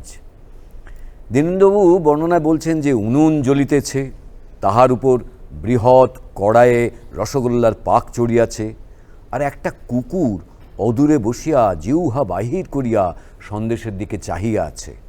শুধু মিষ্টি তৈরির বর্ণনাই নয়, হালখাতার অনুষ্ঠানে জলযোগের তালিকা দিতেও তিনি ভুল করেননি। তিনি লিখেছেন, রাত্রি অধিক হইলে নিমন্ত্রিত ব্যক্তিগণ চন্দ্রবাবুর দোকানে জলযোগ করিতে বসিলেন। বেলের শরবত, মুগের ডাল ভিজে, নোনা, পেঁপে, ডাব প্রভৃতি ফল ফুলুরি থেকে লুচি, কচুরি, ছানা, ঘি, কিচ্ছু বাদ গেল না। এমনকি চন্দ্রবাবু যথেষ্ট আয়াস স্বীকারপূর্বক অল্প পরিমাণ পাকা আম কাঁঠালও সংগ্রহ করেছেন। মানে পয়লা বৈশাখে খাওয়ানোর জন্য বাঙালির এই ভোজন রসিকতাকে আরও বেশি মান্যতা দেওয়ার জন্য এই তথ্য আমরা পাচ্ছি। সময়ের সঙ্গে সঙ্গে কিন্তু বাঙালির জীবনযাত্রায় পোশাক আশাক, আদব কায়দা, খাওয়া দাওয়া সবকিছুতে একটা বিস্তর পরিবর্তন এসছে। পোস্তর বদলে একটু পাস্তা উঁকি দিয়েছে, মোচার জায়গায় একটুখানি পিৎজা এসছে, শরবতকে আমরা মইতো বলছি বলে নিজেরাই মোহিত হয়ে যাচ্ছি, এবং তার সঙ্গে রসগোল্লা সন্দেশকে বলছে ডেজার্ট। হ্যাঁ, কিন্তু আমরা মরুভূমিতে নেই, ডেজার্ট। এবার তুমি বলো এইগুলোকে তুমি কি বলবে? এইবার যদি বাঙালি হঠাৎ করে একটু গন্ধ পায় ফুলকো লুচির, শুধু সাদা আলু চচ্চড়ি পাচ্ছেন, গন্ধ হ্যাঁ, পাচ্ছেন। না আমার নোলাটা ওটা শ্বশুর করছে। আই কান্ট হেল্প ইট, এটা আমার কিছু করার নেই, কারণ আমার চোখের সামনে এই যে তুই বলে দিলি না, গন্ডগোলটা পাকিয়ে দিলি আমার। লুচিটা ফুলে উঠলো, হ্যাঁ ফুলে উঠলো, লাল লাল হচ্ছে, মানে ফুলছে। এবার তার পাতে সঙ্গে পড়বে। সাদা আলুর তরকারি, না ওটা হলেও চলে, একটু শোন বেগুন হলেও চলে। আর আঙুল দিয়ে হাওয়াটাকে টুক করে বার করে দিয়ে বলো না এসব নববর্ষের দিনে সব বলতে নেই, শুধু খেতে হয়। একটা শুধু উচ্চারণ করলাম তাতে এই অবস্থা। যতই মেক্সিকান আসুক, ইটালিয়ান আসুক, চাইনিজ আসুক, যখনই বাঙালির হেসেল থেকে ভাপা ইলিশ, চিংড়ির মালাইকারি আর কচি পাঁঠার ঝোলের গন্ধ বেরোবে না, তখন বাঙালি আঁচল তুলে, ধুতির কোচা তুলে সুসুর করে সেদিকেই দৌড়বে। আর নববর্ষ হলো বাঙালির জীবনে এমনই একটা দিন যেদিন বাঙালির কিচেন হেসেল থেকে এই পদগুলোর মধ্যে বেশিরভাগের গন্ধ আসবেই আসবে। শুধুমাত্র আমিষ নয়, নিরামিষ রান্নাতেও কিন্তু বাঙালির জুড়ি। হ্যাঁ হ্যাঁ হ্যাঁ, একদম একদম। বেশ কিছু নিরামিষ পদের নাম যেটা কিনা মানে অল্পশ্রুতও বটে, এবং এখন হালফিলে প্রায় শোনা যায় না বা কারোর বাড়িতে হয় নাই, খুব কম বাড়িতে এখন এই নিরামিষ পদগুলো হচ্ছে, কিন্তু নামগুলো কি ইন্টারেস্টিং। আমার মটর ডালের পাট ভাজা, হ্যাঁ ঠিক, একটা মনে করে বলেছে। মানকচুর মরিচ বাটা, হ্যাঁ। গন্ধ ভাদালির ঝাল, মটর ডালের চচ্চড়ি, ছানা দিয়ে মুগ ডালের চিলোয়া, কালিয়া না কিন্তু চিলোয়া, ছানার কাটলেট, ছানা মগজ সহ এরকম অগুন্তি পদ রয়েছে। আমি কয়েকটার কথা বললাম। বাঙালি রসনাপ্রবণ জাতি। রসনা তৃপ্তি সাধন তার বেঁচে থাকার অন্যতম উদ্দেশ্য বলেই হয়তো বাঙালি পদে এত বৈচিত্র্য। একথা হলফ করে বলা যায়, নিরামিষ হোক বা আমিষ, খাবারের এত বৈচিত্র্য বাঙালি ব্যতীত পৃথিবীর আর কোনো জাতিতে নেই। তাই নববর্ষের মতো একটি বিশেষ দিনে বাঙালির পাতে নতুন কিছু থাকবে না, তা কি করে হয়? আগেকার দিনে বাঙালি গৃহস্থের ঘরে ঘরে নানান রকম আমিষ নিরামিষের পাত পড়ত। শেষ পাতে থাকত দই ও বিবিধ মিষ্টান্ন। সব পদ বাড়িতেই রান্না হতো। এককালে হেঁসেল সামলানো গৃহিণীরা আপিস কাচারি সামলাতে গিয়ে রন্ধন শিল্পে বিশেষ সময় দিয়ে উঠতে পারছেন না। তাই বলে কি পয়লা বৈশাখে বিশুদ্ধ বাঙালি খানাপিনা বন্ধ? মোটেই না। খাদ্যপ্রাণা বাঙালি এদিন বাঙালি খাবারেই মজে থাকেন। ঘরে হোক বা বাইরে, রসনা তৃপ্তিতে এদিন তাকে আটকাবার সাধ্য কারও নেই। তাই ঘরের হেঁসেলের দায়িত্ব নেয় রেস্তোরাঁগুলো। পঞ্চব্যঞ্জনে থালা সাজায় তারা।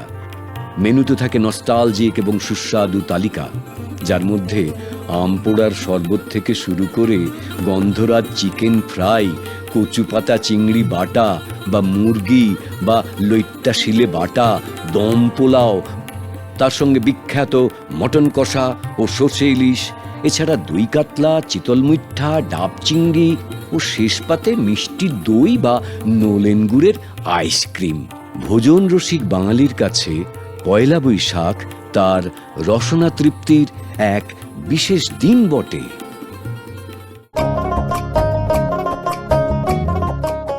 এই মধুরাকে দিয়ে একটা গান কি এখন করাবো? হ্যাঁ, করি না। আমি তো বস এখন দেখছি, মানে একটা গান কর, কি গাইবি বল? বাংলা মানে ধরো পঞ্চকবির কথা না বললেই নয়, মানে সেখানে তো রবি ঠাকুরের গান হয়েছে, কাজী নজরুল ইসলামের গান হয়েছে, তো বাকি রইলেন রজনীকান্ত সেন, দ্বিজেন্দ্রলাল রায় এবং অতুল প্রসাদ সেন। তাহলে এখন একটু অতুল প্রসাদ সেনের গান হ্যাঁ, করি? অতুল প্রসাদ সেন কর, একদম একদম। ঠিক আছে, হোক।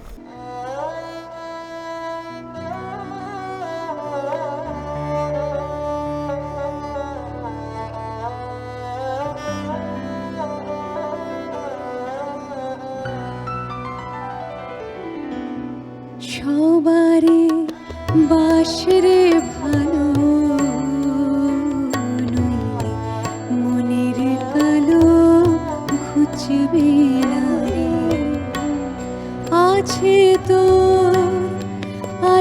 তোর যাহা ভালো, ফুলের মতো দে সবারে বাসরে ভালো নইলে মনের কালো ঘুচবে না রে।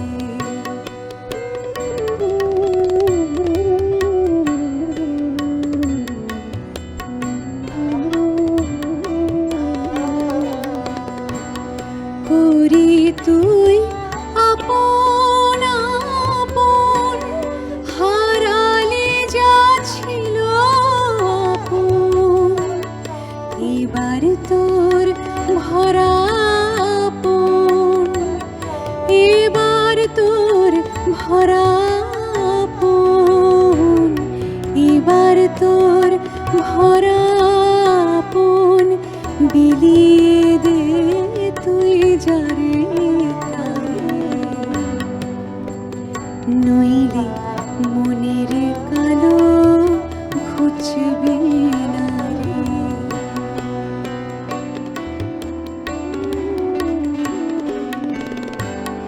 যারে তুই ভাবিস ফোনে, তারও মাথায় আছে মনে, বাজা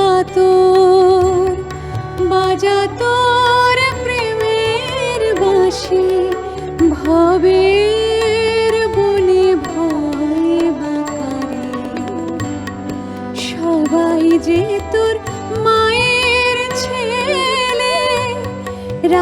বিকারে করে ফেলে একই নাই সকল ভাইয়ে, একই নাই সকল ভাইয়ে, একই নাই সকল ভাই, যেতে হবে রে ওপারে,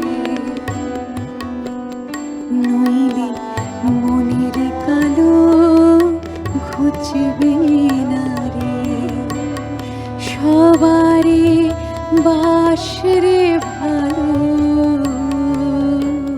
নইলে মনের কালো ঘুচবে না রে।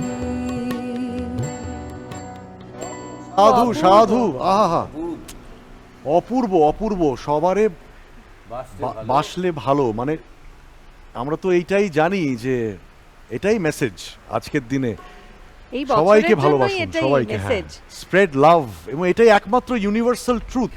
এই যে এত গল্প, আড্ডা, গান, একদম জমজমাট হয়ে উঠেছে আমাদের আড্ডা। আমাদের যদি একটু শেষের পথে আমরা এসছি, তবে এখনো অনেক চমক বাকি আছে। আমি একটু বিনোদদার কাছে যাই। বিনোদদা, তোমার তো অনেকগুলো ভালো ভালো জনপ্রিয় চরিত্র আছে যেগুলো তুমি সৃষ্টি করেছো। তার মধ্যে অন্যতম একটি জনপ্রিয় চরিত্র হচ্ছে শিবুদা। তো সেই শিবুদা এলো কি করে, সেই গল্পটা একটু আমাদের বোঝাও। শিবুদা এলো হচ্ছে খুব মজার কারণ একটা, 2021 সাল, তখন মানে কোভিড সবে শেষ হয়েছে বা ওই চলছে, ওই সময় সকলেই তো বাড়িতে, মাথার মধ্যে তো গজগজ করছে গল্প মজা। তো ফেসবুকে প্রথম আমি একটা ছোট্ট এই শিবুদা নামটা নিয়ে আমি একটা চুটকির মতো লিখেছিলাম। এবং শিবুদা নামটা কেন নিলাম, প্রত্যেক গলিতে, বাঙালির প্রত্যেক গলিতে একজন করে শিবুদা থাকে। তো ওই শিবুদা নামটি নিয়ে আমি বিভিন্ন ছোট ছোট মজার লেখা শুরু করলাম। তখন বুঝিনি যে এত জনপ্রিয় হবে। সেই শিবুদা এখন আমি বিভিন্ন অনুষ্ঠানে গেলে আমাকে শিবুদা বলে ডাকা হয়। নববর্ষ নিয়েও কিন্তু শিবুদা থেমে থাকেননি। নববর্ষের দিন ধরা যাক না একটা অন্য জগতে, সেখানে শিবুদাও রয়েছেন, রবীন্দ্রনাথ ঠাকুরও রয়েছেন, শেক্সপিয়ারও রয়েছে। এবং রবীন্দ্রনাথ, শেক্সপিয়ার, এদের তো মানে কোটি কোটি ফলোয়ার, জুকারবার্গকেও ছাড়িয়ে গেছে তাদের ফলোয়ার। তো রবীন্দ্রনাথের ওয়ালে গিয়ে শেক্সপিয়ার রোমান হরফে লিখলেন, গুরুদেবা শুভ পহেলা বৈশাখা। আরে কি আবার, তো গুরুদেব দেখলেন শেক্সপিয়ার লিখেছেন, তো উনি কমেন্টে লিখলেন যে আপনাকেও নববর্ষের শুভেচ্ছা জানাই। তো এবার শিবুদার অনেক ইচ্ছে ছিল যে গুরুদেবের ফ্রেন্ড লিস্টে ঢোকবার, কিন্তু এত মানে 5000 পেরিয়ে গেছে, এখন তো ঢুকতে পারেনি, বেচারা ফলোয়ার হয়ে রয়েছে। ও শিবুদা ভাবছে যে এই কমেন্টের থ্রেডে যদি আমি একটা কিছু লিখি এবং যদি গুরুদেব আমাকে রিপ্লাই করেন, তাহলে ওইটা স্ক্রিনশট নিয়ে আমি যদি আমার ওয়ালে পোস্ট করি, আমার প্রচুর ফলোয়ার বেড়ে যাবে, লাইক শেয়ারের বন্যা বয়ে যাবে। সে গিয়ে ওখানে লিখলো যে গুরুদেব হ্যাপি পয়লা বৈশাখা। সে কিন্তু বাঙালি এবং বাংলিশ ভাবে লিখল। তো এবারে অপেক্ষা করছে শিবুদা যে গুরুদেব কি আমাকে রিপ্লাই দেবে। ঘন্টা দেড়েক অপেক্ষা করবার পরে যখন তার মানে ঘেমে টেমে গেছে, তখন হঠাৎ করে দেখছে যে নোটিফিকেশন, হ্যাঁ গুরুদেব রিপ্লাইড। খুলে দেখছে যে হ্যাঁ গুরুদেব রিপ্লাই করেছে। কি রিপ্লাই করেছে? গুরুদেব লিখেছেন যে ওরে নবীন, ওরে আমার কাঁচা, শুভকে তুই হ্যাপির থেকে বাঁচা। তো এই যে হ্যাপি পয়লা বৈশাখা, এই যে মিশিয়ে দেওয়া, সেখান থেকে কিন্তু রবীন্দ্রনাথ বুঝিয়ে দিলেন যে তুই হ্যাপি আর শুভতে বাবা গুলিয়ে দিস না, হয় শুভতে রাখ অথবা হ্যাপিতে রাখ। মানে এটা খুব খুব মজা। এরকম কিন্তু বহু জায়গা থেকেই মেসেজ আসে, মানে আমি দেখেছি, মানে হ্যাপি পয়লা বৈশাখ, হ্যাঁ মানে হ্যাপি নিউ ইয়ার আর হ্যাপি পয়লা বৈশাখ, মানে হ্যাপি সরস্বতী পুজো থাকে দেখি আর কি। মানে আচ্ছা অরুমাদা, বিনোদদার কথা তো শুনলাম, এবার তুমি কিছু বলো। আমি কি ছোটবেলার কথা বলবো না এমনি রসিকতার কথা বলবো? মানে তোমার যেটা ইচ্ছে। আমি রসিকতার কথাটাই বলি। সেটা হচ্ছে যে পয়লা বৈশাখে আমরা মাঝে মধ্যেই বাবা নিয়ে যেতেন হয়তো কারোর আত্মীয়ের বাড়িতে যেতে হবে বাসে করে। তো আমার মনে আছে ওই সেই সময় বেল বটম ওই প্যান্ট উঠেছিল, ঢোল্লা পায়ের কাজটা একদম, হ্যাঁ।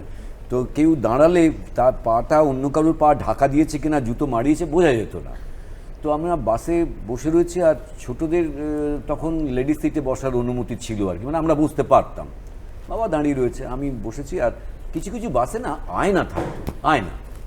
ওরা ছেলে এরমভাবে চুল আঁচড়াচ্ছে, বেল বটম পরা, একজন বয়স্ক লোক, তিনি আস্তে করে টোকা মেরে বলছেন, ও হিরো, ও হিরো, একটু সরতে হবে ভাই।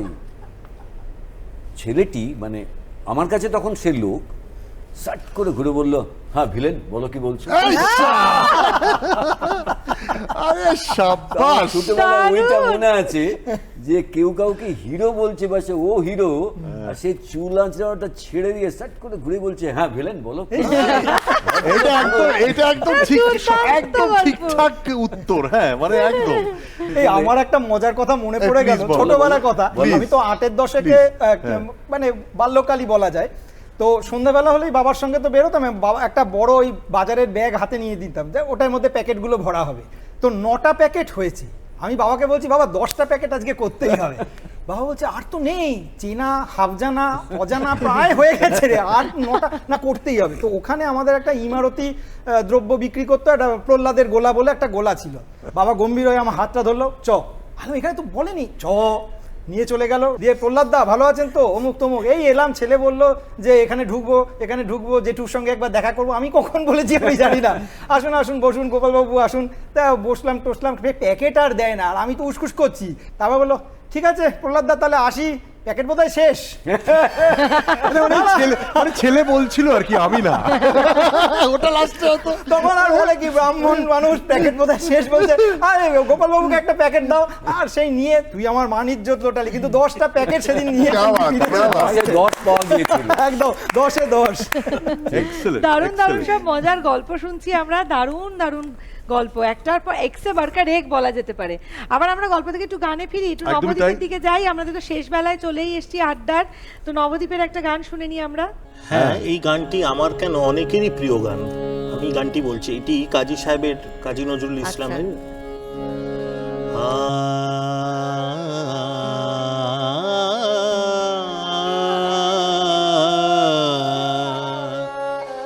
ভরিয়া পরাণ শুনিতেছি গান, ভরিয়া পরাণ শুনিতেছি গান, আসিবে আজি বন্ধু মোর, স্বপ্ন মাখিয়া সোনার পাখায়, আকাশে উঠাও চিত চকুরাশিবে আজি বন্ধু মোর, ভরিয়া পরাণ শুনিতেছি গান।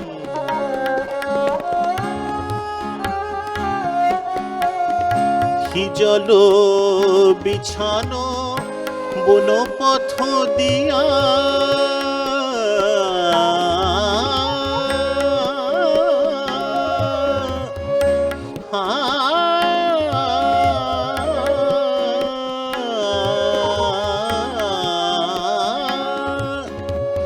জল বিছানো বনপথ দিয়া, রাঙায়ে চরণ আসিবে গো প্রিয়া নদীর পারে, বন কিনারে নদীর পারে, বন কিনারে ইঙ্গিত হানে শ্যাম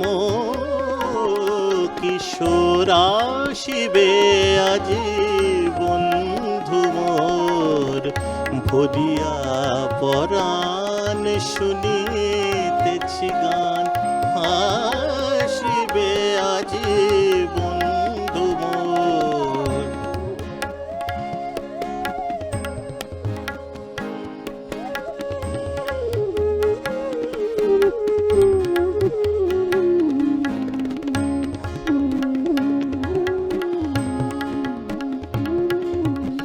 চন্দ্রচূড় মেঘের গায়ে, মোরালো মিথুন উড়িয়া যায়, চন্দ্রচূড় মেঘের গায়ে,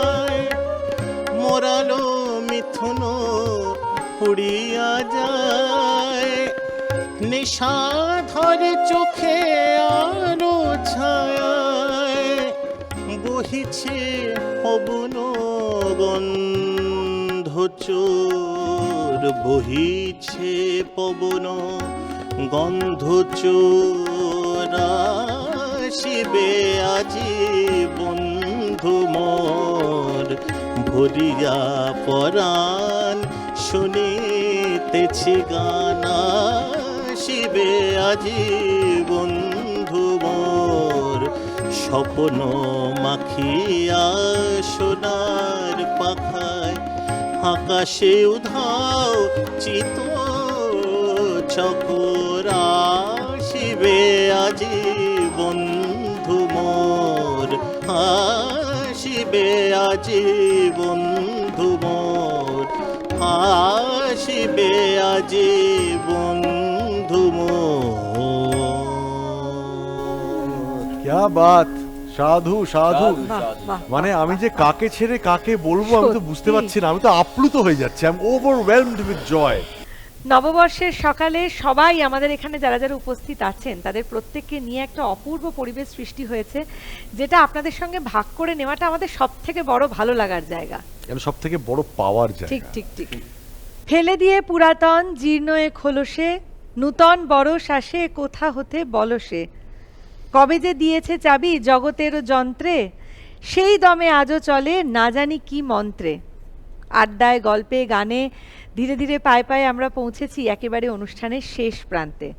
সীমা তো একটু আমাদের টানতেই হবে, কিছু উপায় নেই, সময় যে বড় বালাই। নববর্ষ সবাই সবার মতো করে বাড়িতেও একটু কাটাবে।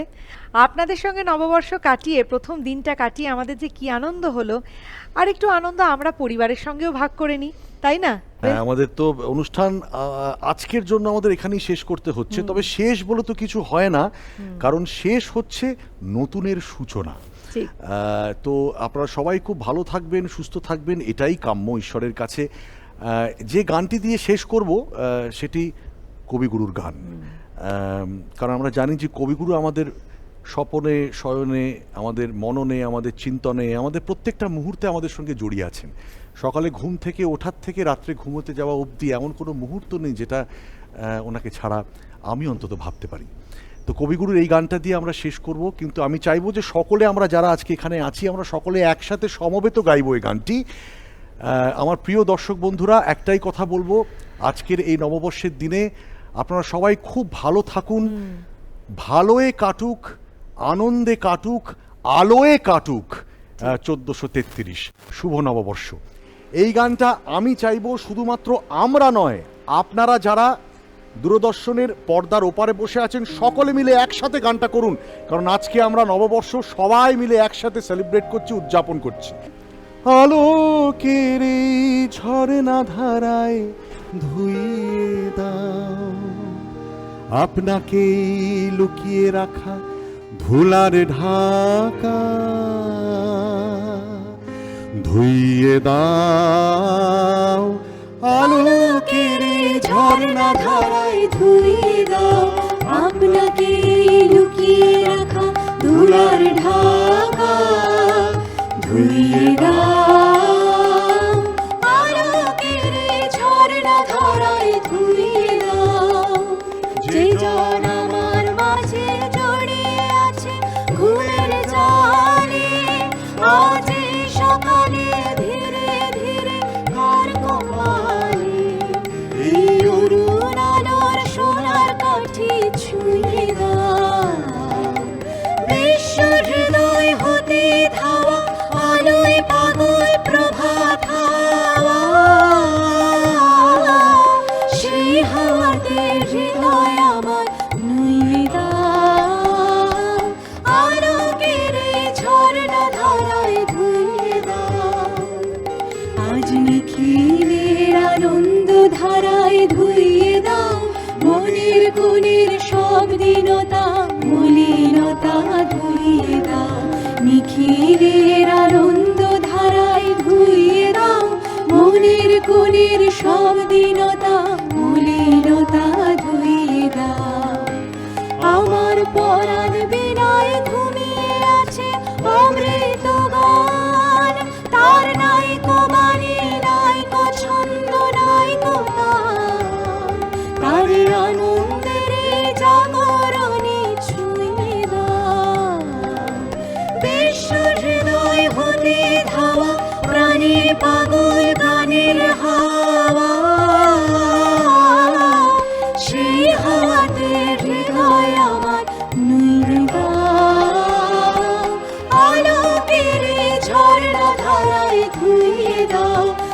ভাবনাকে লুকিয়ে রাখা ধুলার ঢাকা ধুইয়ে দাও আলোকের ঝর্ণা ধারায় ধুইয়ে